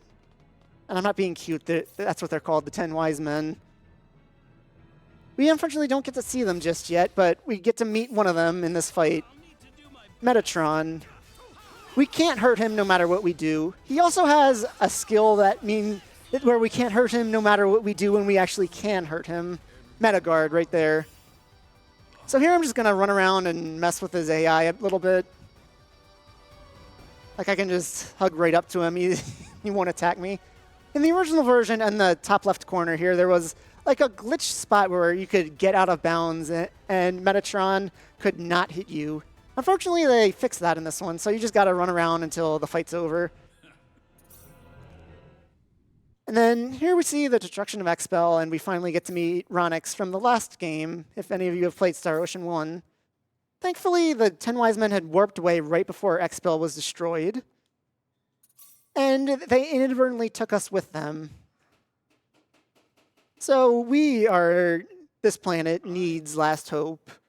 And this is the mayor of Need, Mayor Gnarl, or I guess he's Null now. And he's telling us, we are their last hope. We need to, and the first mission he gives us is to go to a place called North City, which is obviously to the north of this place called Centropolis, and get a space dragon called a Synard, which we will use to travel around the planet. But first off, we need to stop here, pick up this unique spot to pick up an item that we're going to need for experience management later. And then we have to rely on Mr. Bunny again. Come on, Bunny! Or Barney, as he was known in the PS1 version. Fun mistranslation there. I like to think he was Barney the Bunny. And then here's Chisato again. This is another thing we need to do for her recruitment. Luckily, we needed to go right here anyway for what we needed, so it's really just a cutscene skip that added this. And then here we're going to buy Smith's hammers, a few diamonds, some iron, and we don't need the blackberries. And yeah, that's all we need. And then we're going to mash up everyone's customization skills as high as possible. Fortunately, Ashton can't get as high as I'd like. And then Celine, we're going to raise up her alchemy skill so she can make some Damascus for us.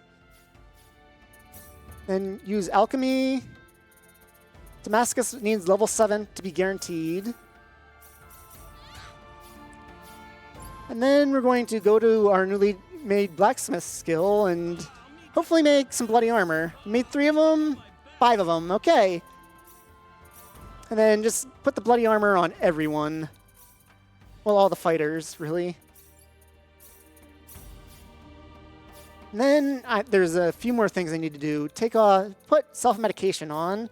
Take off neck snap because it's useless now. Replace helmet break with sword of life. Ashton just learned piercing blade, which is his actual first good special art. And then we're going to level up piercing blades because I leveled up everything else earlier. And then for combat skill, we're going to put as much into Godspeed as possible, then put the rest into Feint. And do that for everyone. Well, not Diaz because he has 2 fights left and it's a waste of time to put that on him, but the rest of them, yes, we will.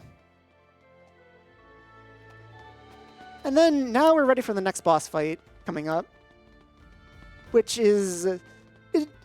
when I was originally running this game, I thought I needed to use that same helmet breaker strat for this guy because he's like slightly above the ground, but he is actually low enough to the ground that that sort of life can actually hit him, as opposed to Sin where it couldn't. So we're going to run up to this guy and just spam Sword of Life to keep everyone alive, while the rest of the party does a bunch of damage to kill him. And I'd like to give a shout out to Veg Esther from GameFAQs or GameFAQs. It may have taken 25 years, but your Bloody Armor strat has finally paid off.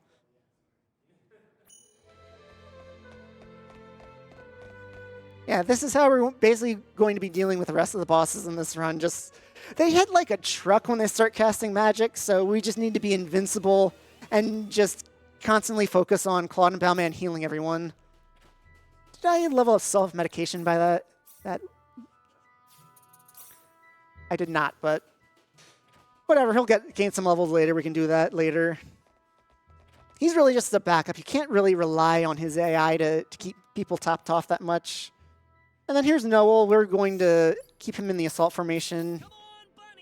He's going to be another backup healer where once he levels up and gets Cure All, I'm going to change his assault formation skill to Cure All. And at which point I'll just use it in a fight when it looks like people are going low on HP. 45%. Yeah, over here. I kind of lost my bearings there for a little bit, but we're good now. Now I'm going to heal up everyone because if they're not at full HP, they're probably going... I probably can't survive long enough to run away with the Bloody Armor drain. So here I'm going to head over here because this is another thing I need to do to recruit Chisato.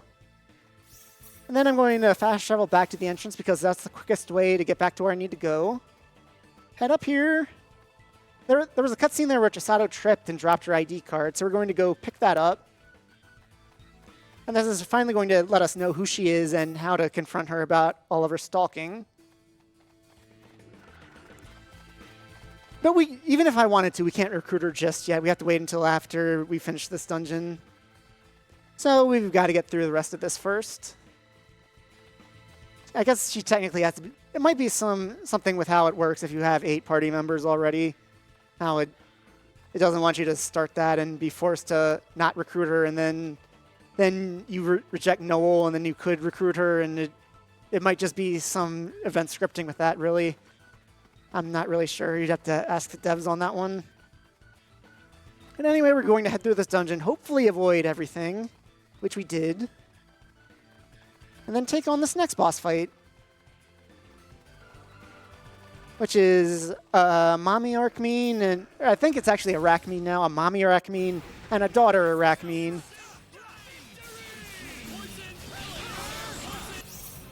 I think I should have victoried a bit.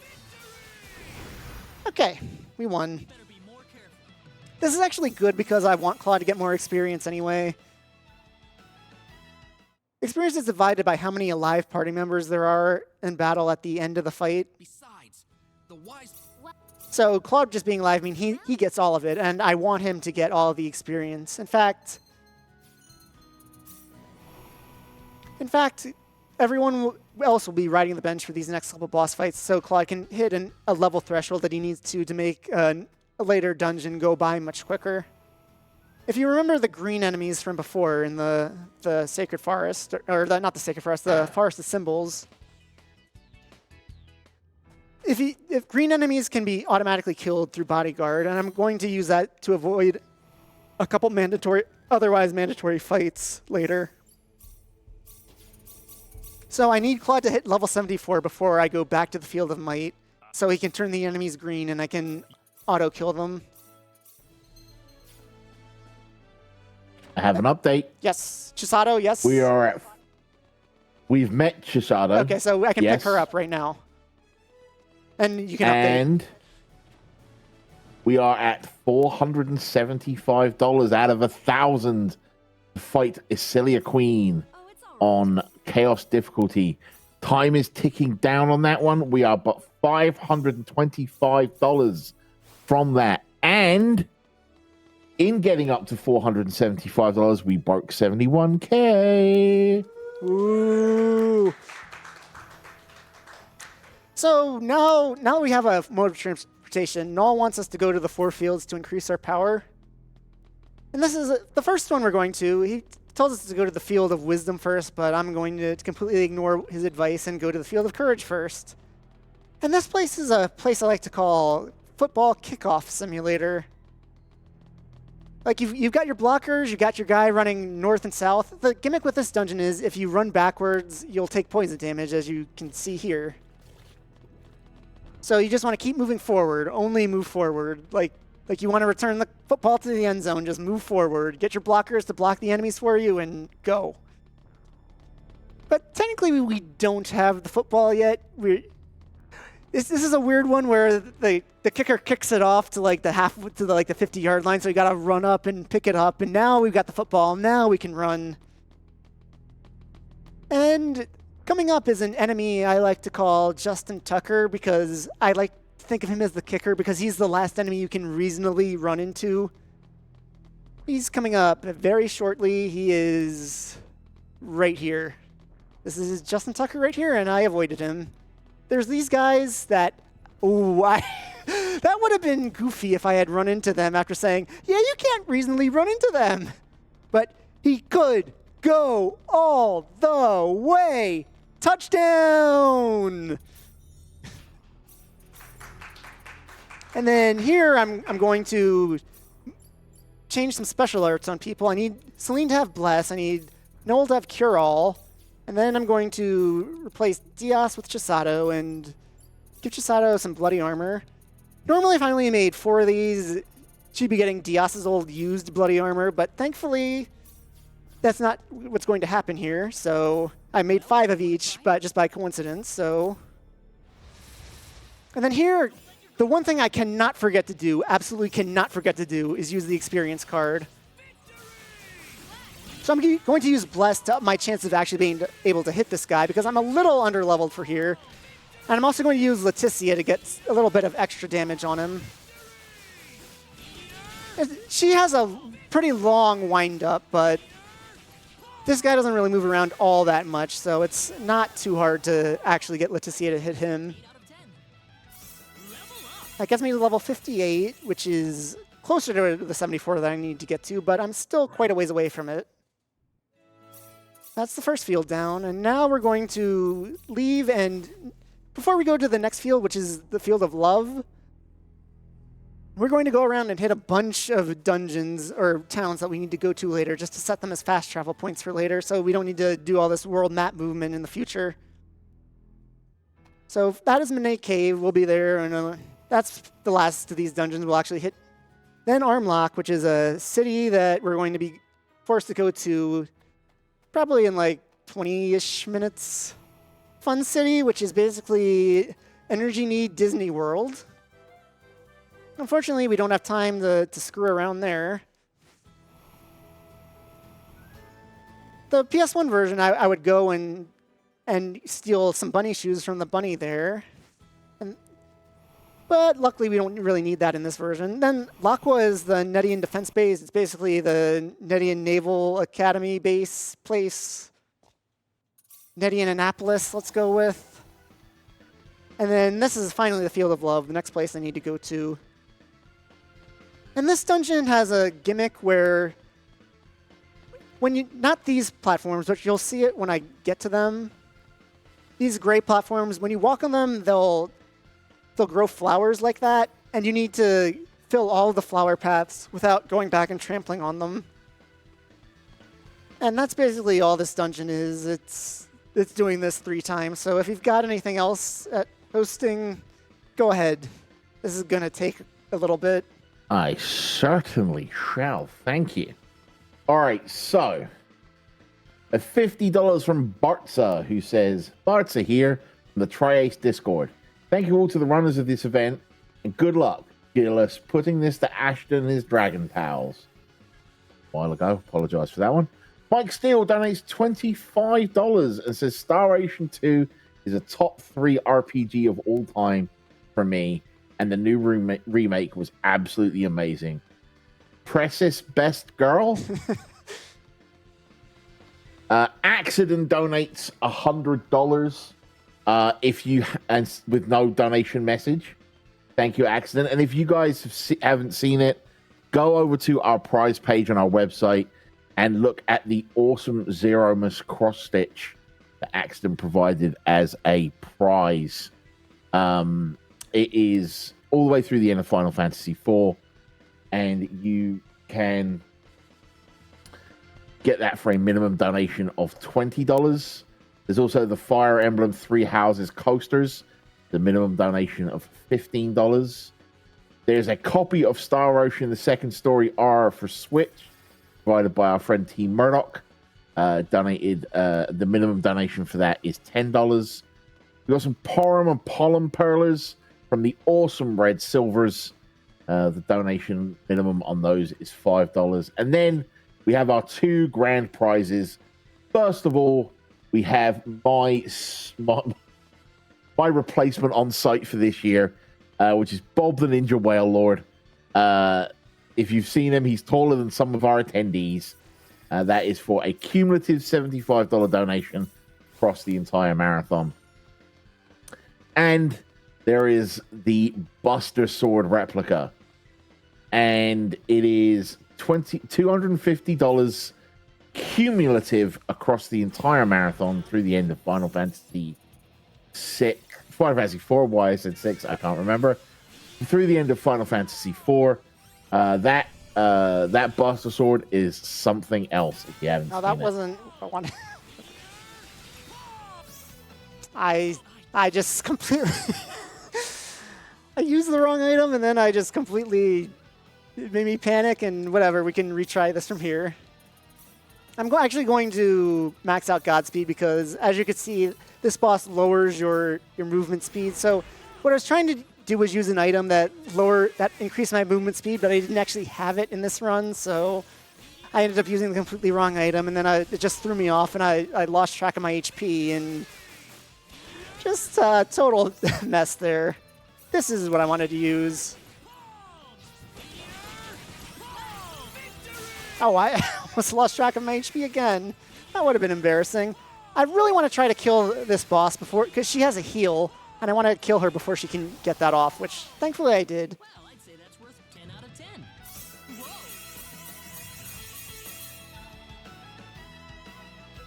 Whoa! Absurd. I'm a little underleveled from where I want to be, so let me see where Claude's experience is at right now.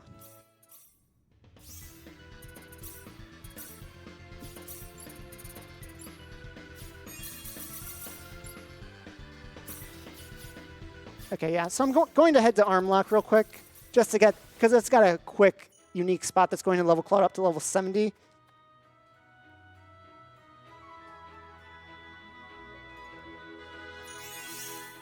And then I'm going to head to the Field of Wisdom next.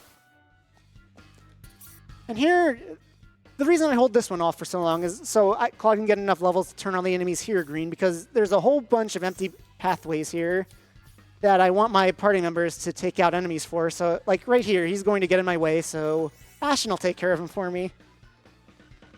And also, I want to turn Train on for Claude.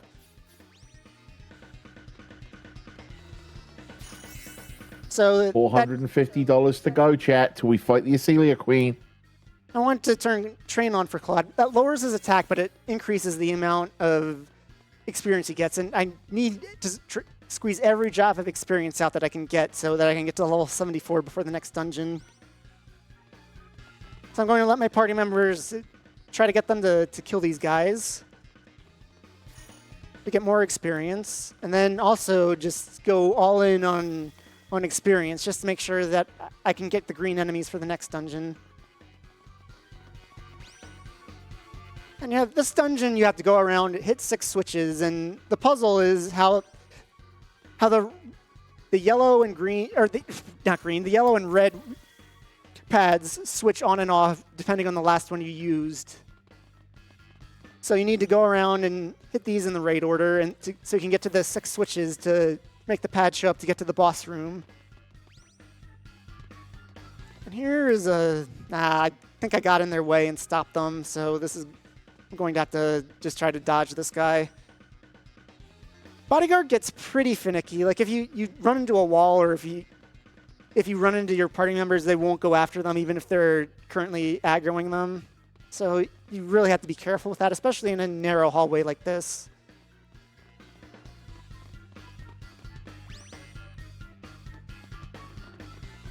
But I do have a question to the host. Did my cheeky donation go through that I made during the tournament? I made a cheeky donation from me that said, "Hey, I'm donating I'm the runner donating during my run." Did that go through, or did I screw something up? I have not seen it yet. Okay, and I may have screwed something up. Let me reach out to our donation station volunteer and see what I can find out. Yeah, I'm not sure if I went through the whole way or not. So the sixth, getting back to the game, the sixth one. Actually, it's quicker to fast travel back to the beginning and then go back through that mirror to get to this one, than to go around the whole thing to get back to this point. So we're going to run this way.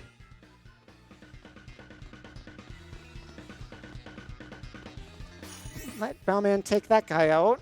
And then here's the trio, and I'm hoping all three of these guys take those three guys out. 2 is good enough as long as it gets me enough of an opening to hit the switch.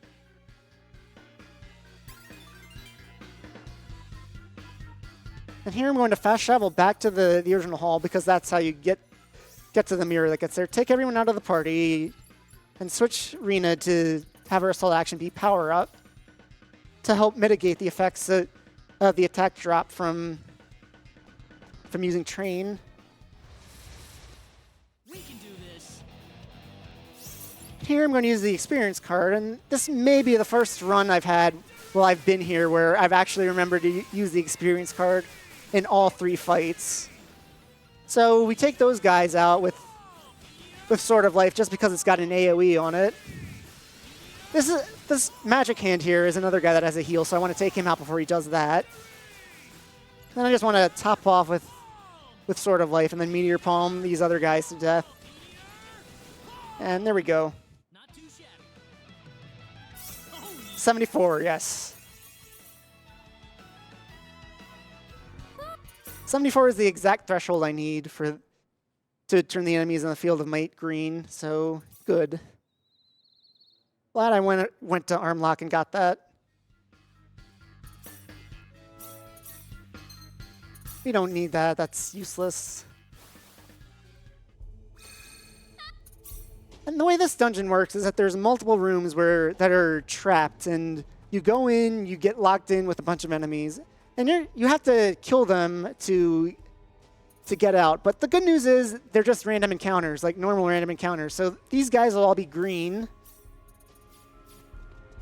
which means these guys can go and kill them if they want to cooperate, which they apparently don't. So I'm going to have to take one of these fights, take everyone out of the party, because they'd refresh to being purple enemies after the fight if I kept everyone in the party. So I just have to solo these guys with Claude. That's one for us. You're going to be seeing a lot of in and out of the party in this dungeon. Take train off before I forget. And put these guys back in. You are kidding me. Whatever, if it's just one, I'll have everyone take them on.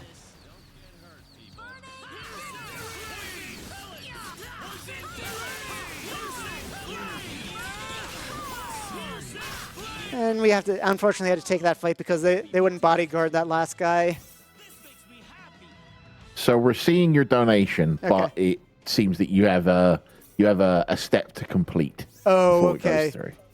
Yeah, I just wanted to try to hurry up and put that in while I had a downtime. So That being said, we are at $775 out of 1,000 to fight Azalea Queen on Chaos difficulty. There are donations rolling in, be it for this or for Final Fantasy IV. Please, please, please, let's see this final super boss fight for Star Ocean. Gearless has been absolutely killing it with this run. It's been so entertaining. Let's give Gearless the send-off at the end that they deserve, fighting both of these super bosses. So that was another example of where the party just didn't bodyguard the fourth guy, so I had to take that fight. I also realized I never actually got around to improving self-medication or Chisato's burning card, so we're going to do that and take off Roaring Cartwheel. And then, no, not put them back in the party just yet, because I want the green enemies for the next screen. Once I get out there, I put them back in the party and leave them there, because this is the final screen of the dungeon. So basically, I just want them around to take out enemies that could possibly get in my way. These are some narrow paths.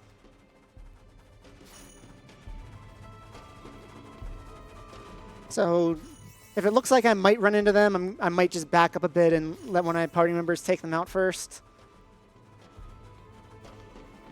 Like, that guy's not in the way, but they'll take him out anyway. This guy is in the way, so good job, Ashton. Oh, I didn't see him. The fog got in my way. Well, that's annoying, because now we're going to have to fight.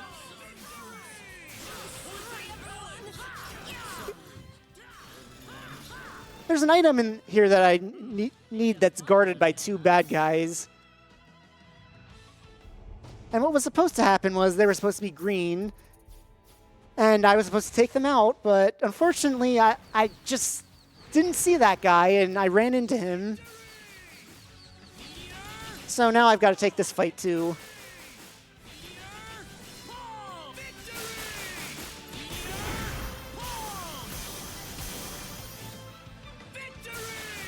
Yeah, it's just unfortunate. I don't know why I didn't see him there. I guess the green blended in with the fog a little too much. But anyway, now he's out of the way, and there's another guy there that one of these guys will probably take care of. Yeah. There's the Ring of Might. As you can see, Claude was hitting quad 9, so I'm actually going to stick it on Bellman because he needs the damage a bit more than anyone else does. Claude's already hitting quad 9s, and really this route has Ashton and Chisato around just to try to break shields with burning cards and piercing blades, because they're going to be doing such little damage anyway that they're probably more useful just trying to break shields and actually trying to do slightly more damage. And then we took some damage in those fights. I'm going to take that save point to heal. And then this is our ult from the Guardian again, and you can see just how much stronger we've gotten since the first time we had to fight this guy.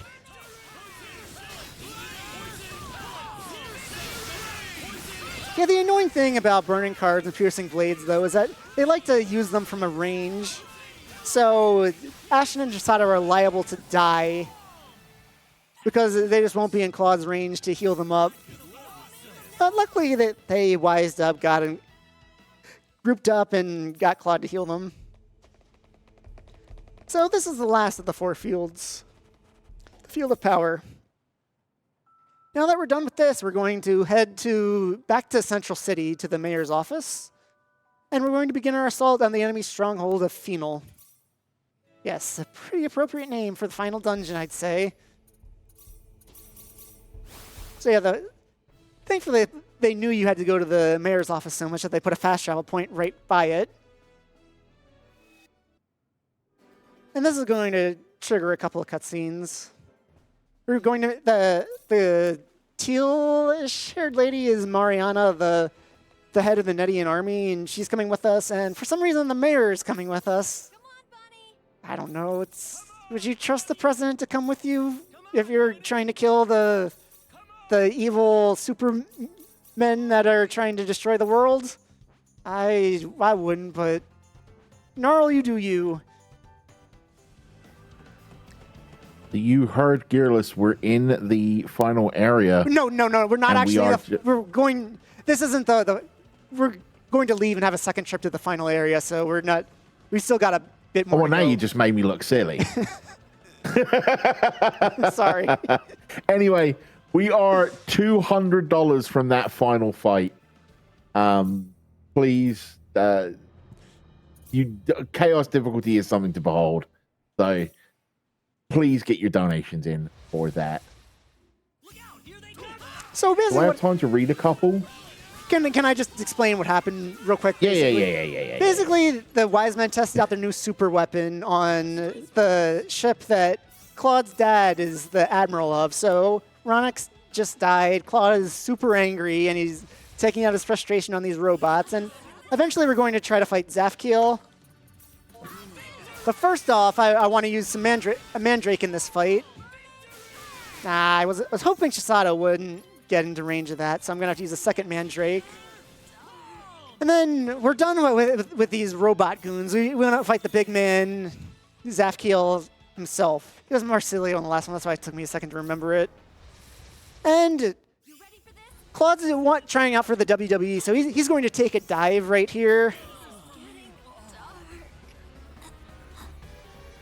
That was a fight you have to lose, and basically the reason I kept everyone else in the party was just so I could do another trick to keep my gauge. Just wait a second for them all to drain from 1 to 0 HP, switch to them, use a Mandrake on Claude, wait for his HP to drain down, and that gets us through the fight. And now, at arm lock, we're going to actually go pick up some more weapons. Some weapons for the rest of our party. First off, we're going to get these missions to get some more money.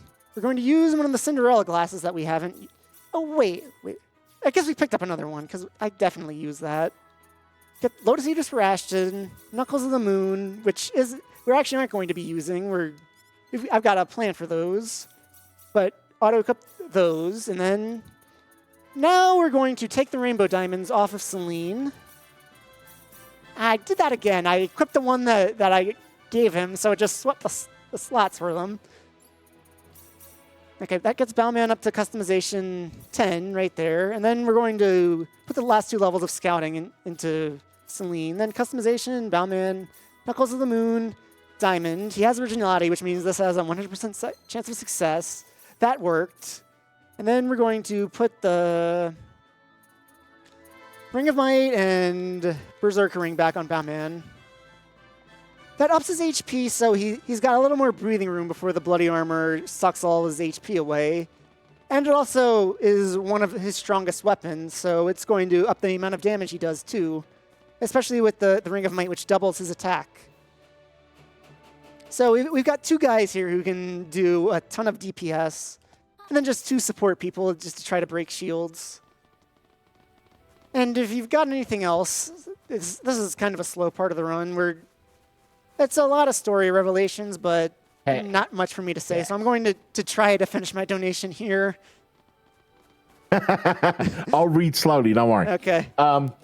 We have $100 from Sophic Sheep, who says, Unlimited Gabriel at Chaos difficulty sounds exactly like something I need to see. Love this amazing remake of a wonderful classic RPG. I have to go through and redo everything. Big thanks to Gearless for showcasing it here at RPG Limit Break 2024. We have $15 from Gensick Gunlian with no donation comment. Thank you very much. $22.20 from Ferret Skin. Thank you. Andrew donated $5 and just said, good luck on your run. Thank you, Andrew. And then Chris V, with no donation comment, donated $500. Thank you. A $50 anonymous donation with no donation comment. Thank you very much. And then we have a $50 donation from Maven Maverick, a.k.a. my wife, who says, thanks to Nami for all the great work you do. And thanks to RPG Limit Break for supporting such a wonderful group. I guess since we're not driving out this year, this is our gas money donation. Yeah, I can't figure this out. It's going to be too much of a headache to try to donate now. So don't worry about it. Don't worry about it. Don't worry about it. If it doesn't go through, I'll just donate again afterwards. And then we've got a $250 donation from Accident again. It says, good luck with the rest of the Star Ocean run. Here's my contribution towards meeting the Queen Azalea fight and the Final Fantasy IV Nuke Glitch Showcase incentive. So just an update on that. We still are $200 from fighting Azalea Queen. And we do seem to have about 10-15 minutes left in the run itself. according to Yeah, that's about it. the estimate. Yeah. If you want to see that fight, get those donations in. Let's not leave this unmet. And now, basically, Null says that the reason we lost isn't because we weren't strong enough, it's because our weapons weren't strong enough. So that whole thing was to go get a access code for blueprints to get some super powerful weapons. But it turns out the mineral needed for them is in a place called Minate Cave, and we need to kill some really strong monster to be able to get the material for it. And this dungeon is like red light, green light. When the guys on the walls have their eyes open, all the enemies will aggro towards you. But waiting for that's kind of slow, so I just kind of rush through and kind of hope they don't see me, which unfortunately they did right here. But good news is we can just run away.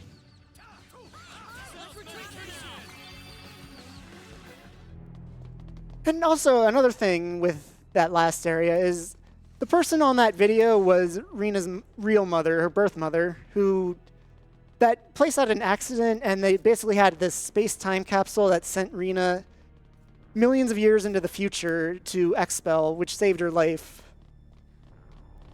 And now we need to fight the next boss, Barkian, who just sits there, and when you do enough damage to him, he uses a attack called Pain Release, but he's so easy to beat that I was hoping we could kill him before Ashton ended up losing all of his HP, but unfortunately, Ashton was just a little too low on that. But yeah, he's pretty simple, so we just gotta go back to Armlock now and give the material to Mirage, Dr. Mirage, that's her name. And in return for that, she gives us a lifetime all-access pass to what's basically Nettie in Disney World. So yeah, if you find a chance, I'd kill one of those guys too. And now it's basically taken a couple days, but that got skipped, and Mirage has finished the weapons, and that Void Matter thing is something that puts the anti-proton stuff, puts an anti-proton field over the rest of our weapons, so that's why everyone else can hit them, even though only Claude and Rena got the weapons. And Claude's not even using his weapon.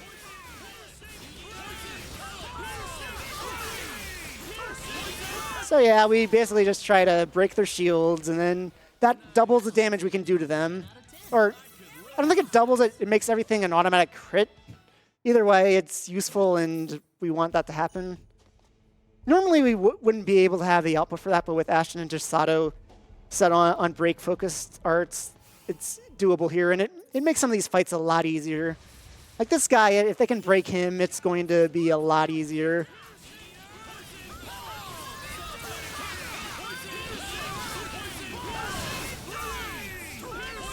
And the other thing about burning cards and piercing blades is that they shoot out in an arc, but if they're standing right in front of them, that means everything's going to hit them. That just drains their shield. So ideally, we want them to stand right in front of these guys. So that's 2 down. Next up is our old friend Metatron from Illyria Tower. He decided to go after Mirage back in Armlock, so we're going to rush over there and save her. Unfortunately, you got to talk to that guy, and you can't just straight up fast travel to Armlock. That's another one of those event triggers I was talking about. And here we just want to blitz this guy and kill him before he has any chance of using Metaguard. So I'm going to bring Leticia out for this. There goes the Metaguard. So I'm just going to try to get everyone close together and try to keep them alive with Sword of Life. Okay. He dropped the Metaguard.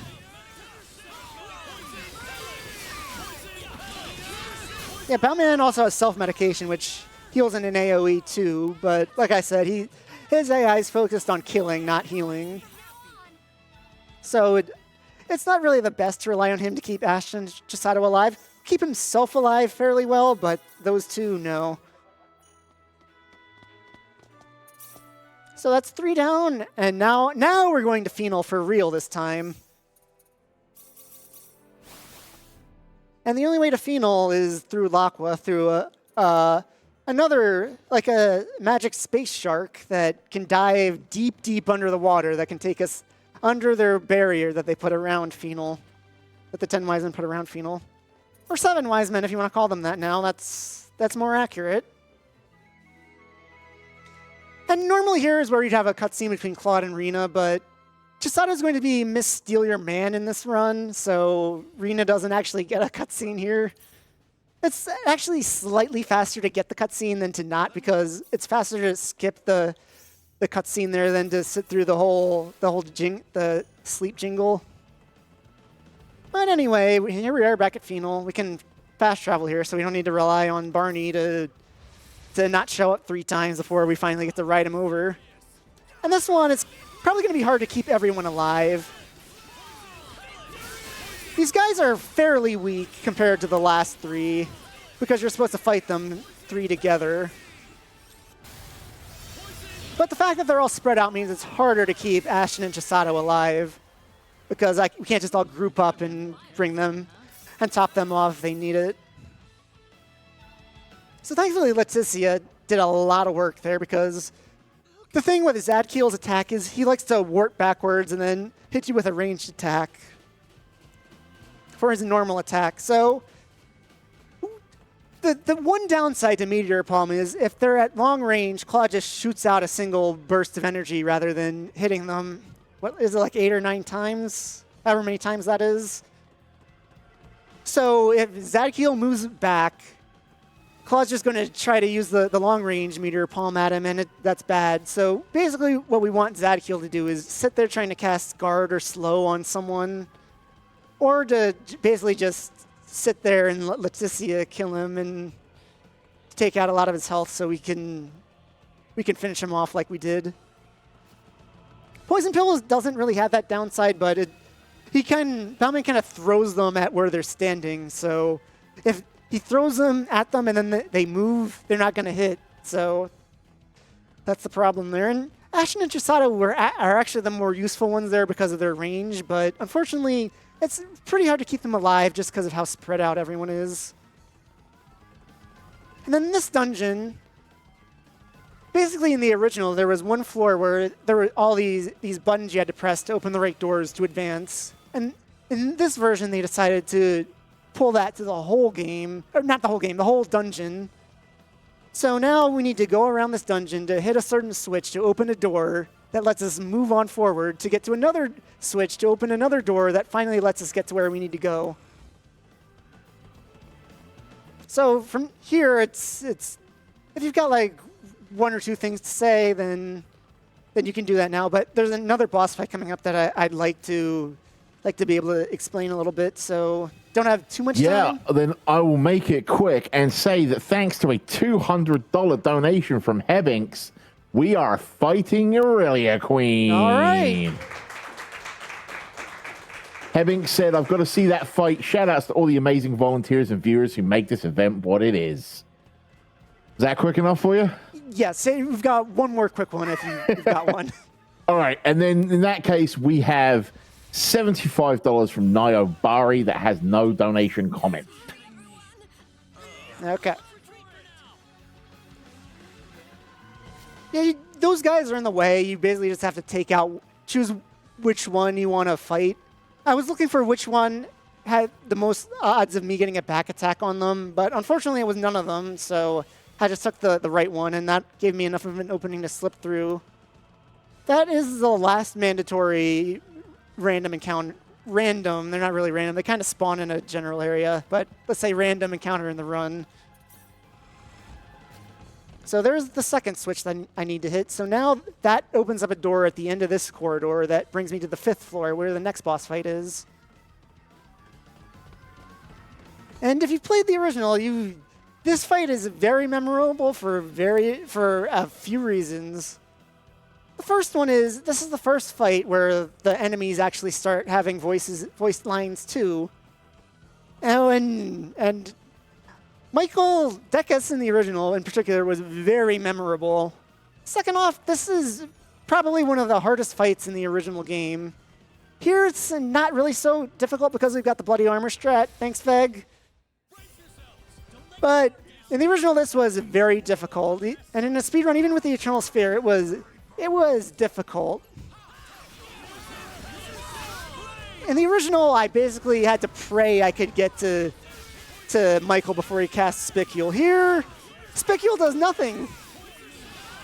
I have immunity with the bloody armor. I just gotta use victory to keep everyone else alive. And another thing I'd like to note about this fight is, the first day this game came out, I did a day one run of this game. And this fight really walled me in that, and this is where I learned the value of Sword of Life plus Bloody Armor equals win.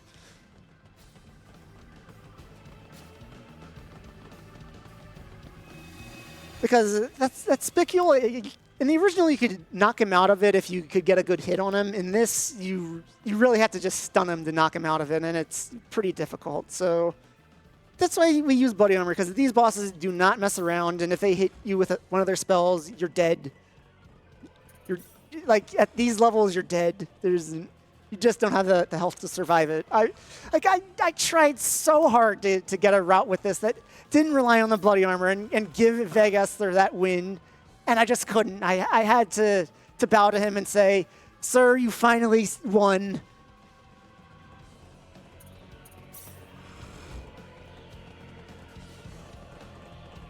So yeah, here we need to get all 4 colors activated.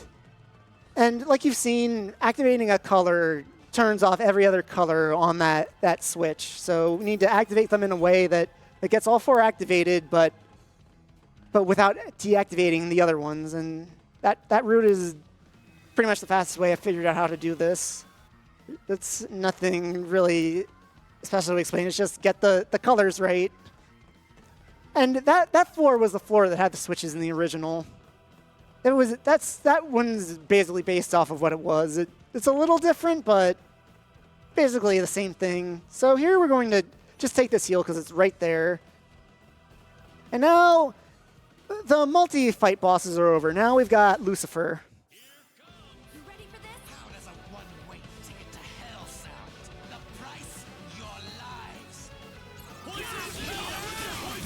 lives. Lucifer is another one of those guys that likes to move, teleport backwards, and then attack you. But hopefully we got the break. Yes, we got the break. Okay.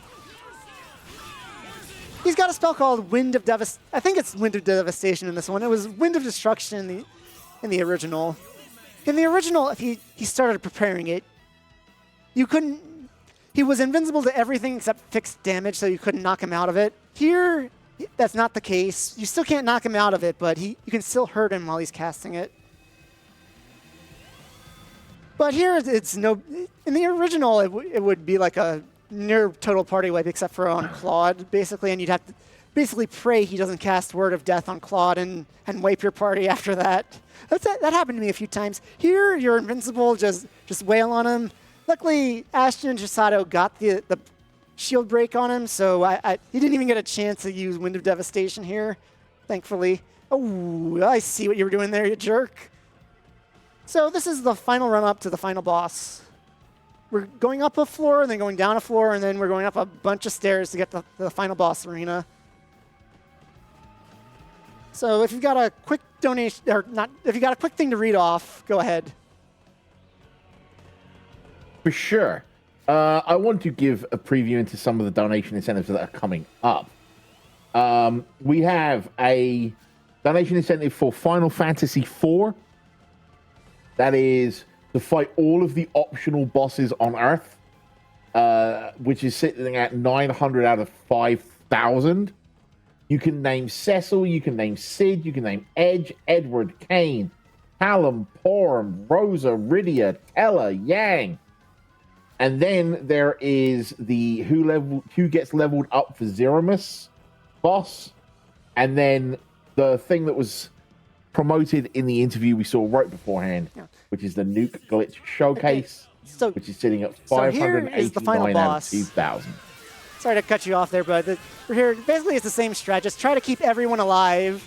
Chisato, unfortunately, didn't group up, so she's going to die. Basically, you have to knock him into his Time of Truth form. In the original, you could skip this if you were lucky. Unfortunately, here, he is just a complete HP gate. He cannot take any sort of damage, no matter what, until he goes into his second phase here.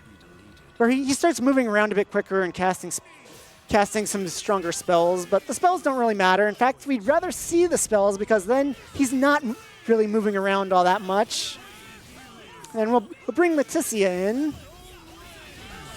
I don't think I ever used Noel, so we're going to use him right there. And that is time. Time. I forgot to say that time is on the final hit. Why am I applauding myself? I'm such a mess.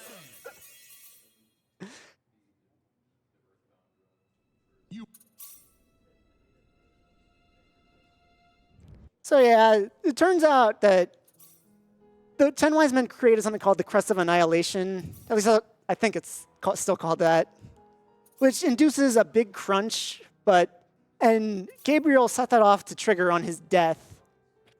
So they used something called the Crest of Alteration to change the target to just energy need to take up all that energy, and it destroyed the planet, so energy need is no more. And here's what I said before. Chisato ends up getting the paired ending with Claude, and Rena ends up by herself, unfortunately. Chisato just basically had a high enough base relationship with Claude that all the boosts throughout the run managed to get her to pass Rena. But yeah, energy need is no more. They decided to actually let's end that there. They're no more. So you said we met both donation incentives? We did indeed. All right. So those will be the 2 super bosses on Chaos difficulty. I'm going to save that. Keep that safe somewhere dear and dear to me. While Gearless is setting this up, just a big thank you to everybody that donated for these. I'm really looking forward to these. Okay, so anyone who was fans of Welch, Opera, Ernest, or Priestess, you might have felt a little ripped off that we never got to see them. So I decided to make the bonus fights with these 4 because, like I said, out of the 4 of them, we only got to see Ernest for like 2 seconds at most. So this does happen to be one of the strongest parties in the game. But I picked these, that just happens to be coincidental. I picked these 4 specifically because you didn't get to see them in the rest of the run, so I figured now would be a good time to show these 4 off. And I've got all of the super the super new DLC, the update items on them, and Ernest is basically invincible when he's at 1 HP. Welch and Opera have the Bloody Helmet to take their... So they're invincible as long as they have MP, and they have MP drain on their weapons. Priestess has HP drain on her weapon. She cannot equip bloody items. And despite that, she's still probably the strongest character in this game because the Roaring Burst Puncher has the special alert damage plus 200%. The original one had MP costs. What was it MP costs have? Or something with... Oh, no, it was... If you're out of MP, you can use HP to restore... You can expend HP to use special arts. But this one replaces it with no MP cost of full HP. And with HP drain, she'll just heal herself and not have to deal with MP costs. The rest of the stuff is just stuff to help them survive, basically, or to up their stats. So, first off, we're going to do Acelia Queen. Or I guess it's Aceria Queen now. I've still got the PS1 version on my brain. We're going to use the Celebration Hymn and take on this fight. And then we're going to use our old friend Zadkiel to buff everyone. Then Rena's going to cast Angel Feather on everyone to get more buffs on everyone. Leon's going to cast Growth on Welch to get even more buffs on us. You can't really do much while she's running around like this. So then I'm going to use Metaguard to make sure Welch survives until she can hit Acelia Queen again to get her MP back up. And boom, she's almost any second now. There. Utterly dominated. And I guess I never showed off their special arts. Welch is using Slappity Slap, which is basically her version of Meteor Palm. It's very strong. Opera has Tracking Plasma and Hyper Launcher, and a neat thing of her new update weapon is that she will, when she's attacking, she'll fire off extra homing shots so she'll fire off extra versions of Tracking Plasma.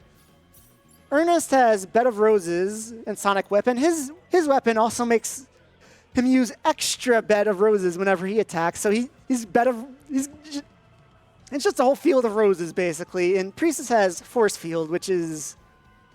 It has a giant AoE, it does a ton of damage with her weapon, and it heals her. So yeah, she's just completely busted even without being able to use bloody equipment. Like, really, that Roaring Burst Puncher is a complete busted weapon. That plus 200 with the other ways you can boost up her attack, she is just... Like I said, she can't equip bloody armor, and she's the best character in the game. That's how busted that is. Now we're going to use our old... This is Unlimited Gabriel. We're going to use all of our old friends again to buff everyone up. He doesn't have Time of Truth in this version. Basically, the thing that let him use Time of Truth is dead, so we're just going to wail on him until he's dead. We don't need to worry about that. And this party is just so busted. Like I said, it's just...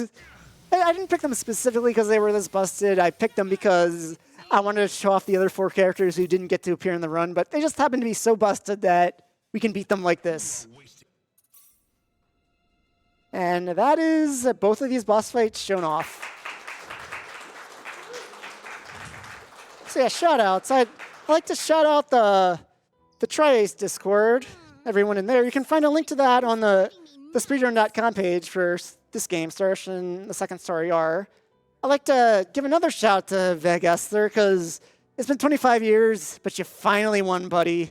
Congratulations. And then I'd also like to give some shout outs to my mom, my dad, and my brothers Alex and Nathan, who I know Alex and Nathan both donated during this run. I'm pretty sure my parents did too. So thank you all for all the money you donated. And I think that's all I've got. So thank you all so much for having me. I've been waiting, what is it, like 8-9 years ever since the first one to show this game off. It took a remake to do it, but I finally got here, and I am so glad. Thank you so much.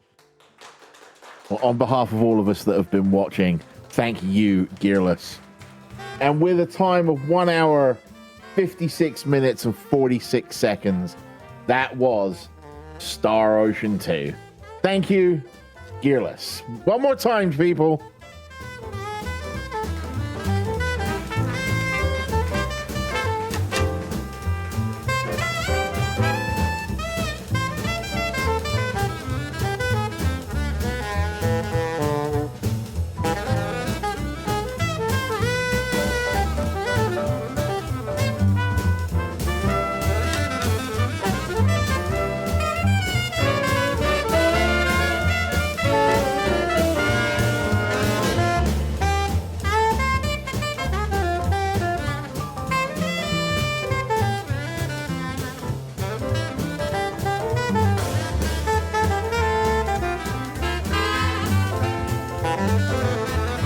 All right, well, I'm going to send this into a YouTube ad, and I will see you on the other side.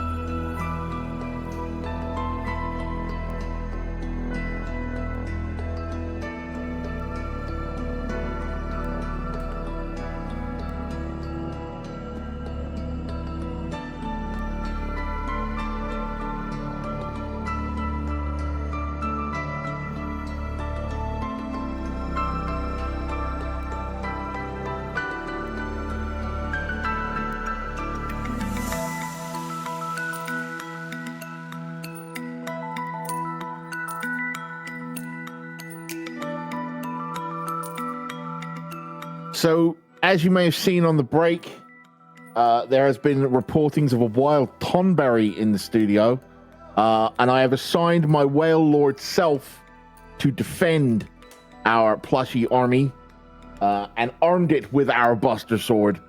So good job, Bob the Ninja Whale Lord, for looking out for your plushie friends. Speaking of, I have been Bob the Goldfish. I'm about to throw it over to my good dear friend, my right-hand man, main event, my Padawan, Bonnie Von. But I have a sign-off that I always do, and I didn't do it during Final Fantasy X, and I got DMs asking if I was okay, so I'm going to do it now. I will say, in the words of the 16th President of the United States, Abraham Lincoln, guys, gals, non-binary pals, and all those beyond that spectrum. This is the leader of the island of relevancy, the head of the table, your tribal chief, saying, be excellent to each other. Party on, my friends. And with that, I will hand it over to Vonnie Von.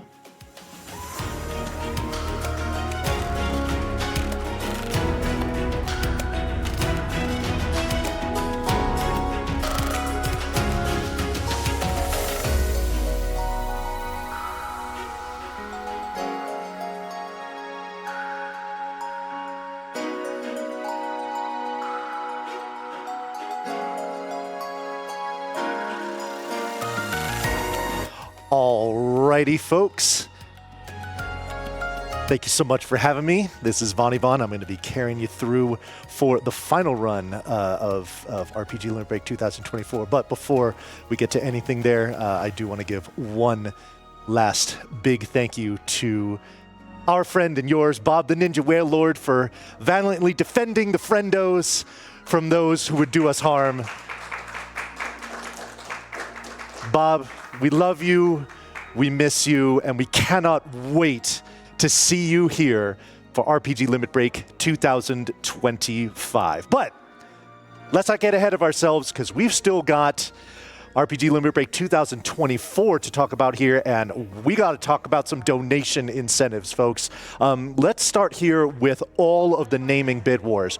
There are a plethora of bid wars here for names, a couple of which Cecil and Kane cut off only about 10 minutes or so into the run. So if you would like to get your donations in for those, you don't have much time. Also, remember that we have got some incentives we need to meet. The first and foremost is that Nuke Glitch Showcase. Right now we are $909 out of 2,000 there. You want to get in for that. We also have the all the optional bosses on Earth specifically. That one we're going to need $5,000 for that. It's sitting at $985. So we've got some work to do. Make sure you get in on that. Also, one more bid war to discuss here. Who's going to get leveled up to take on Zeromus? Your options are Rydia, Rosa, and Edge. Right now, here's where we're at. Rydia is in the lead with $60, Rosa just behind at $50, and Edge at $25. You got some time there. Probably about 2-ish hours into the run is when that cutoff is going to happen. But if you want to make that bid war spicy, please don't let me stop you.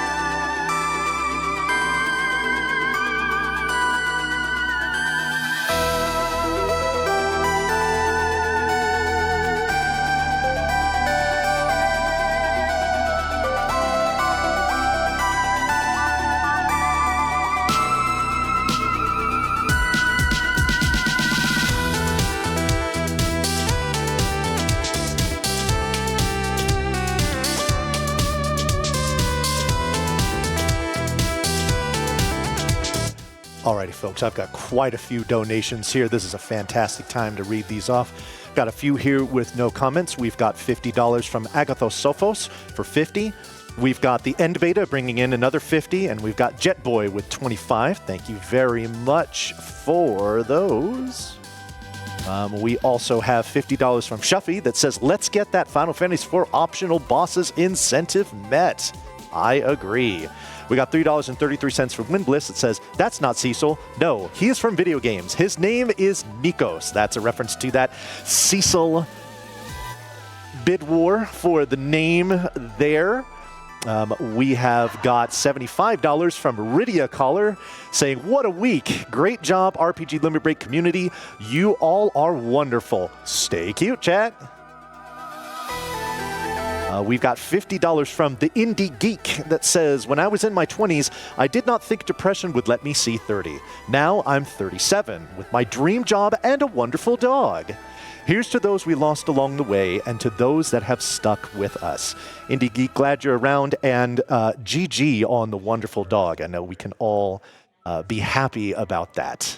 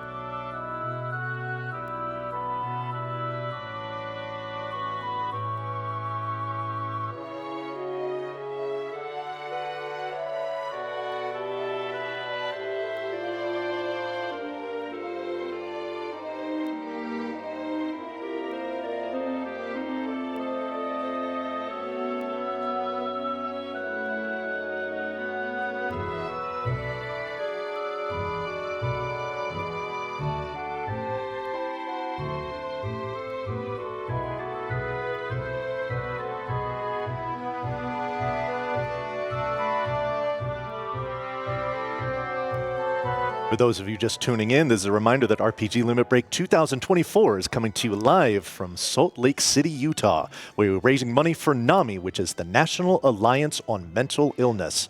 NAMI was formed in 1979 as a grassroots advocacy organization by a group of parents whose children suffered with serious mental illnesses, and they have maintained that focus to this day. 100% of all of your donations go directly to the National Alliance on Mental Illness. We are currently sitting at $72,550 so far for this marathon. That is fantastic, but we can make it more fantastic. Don't forget about all of those donation incentives and bid wars. Let's get this number as big as we can before we wrap it up later this evening.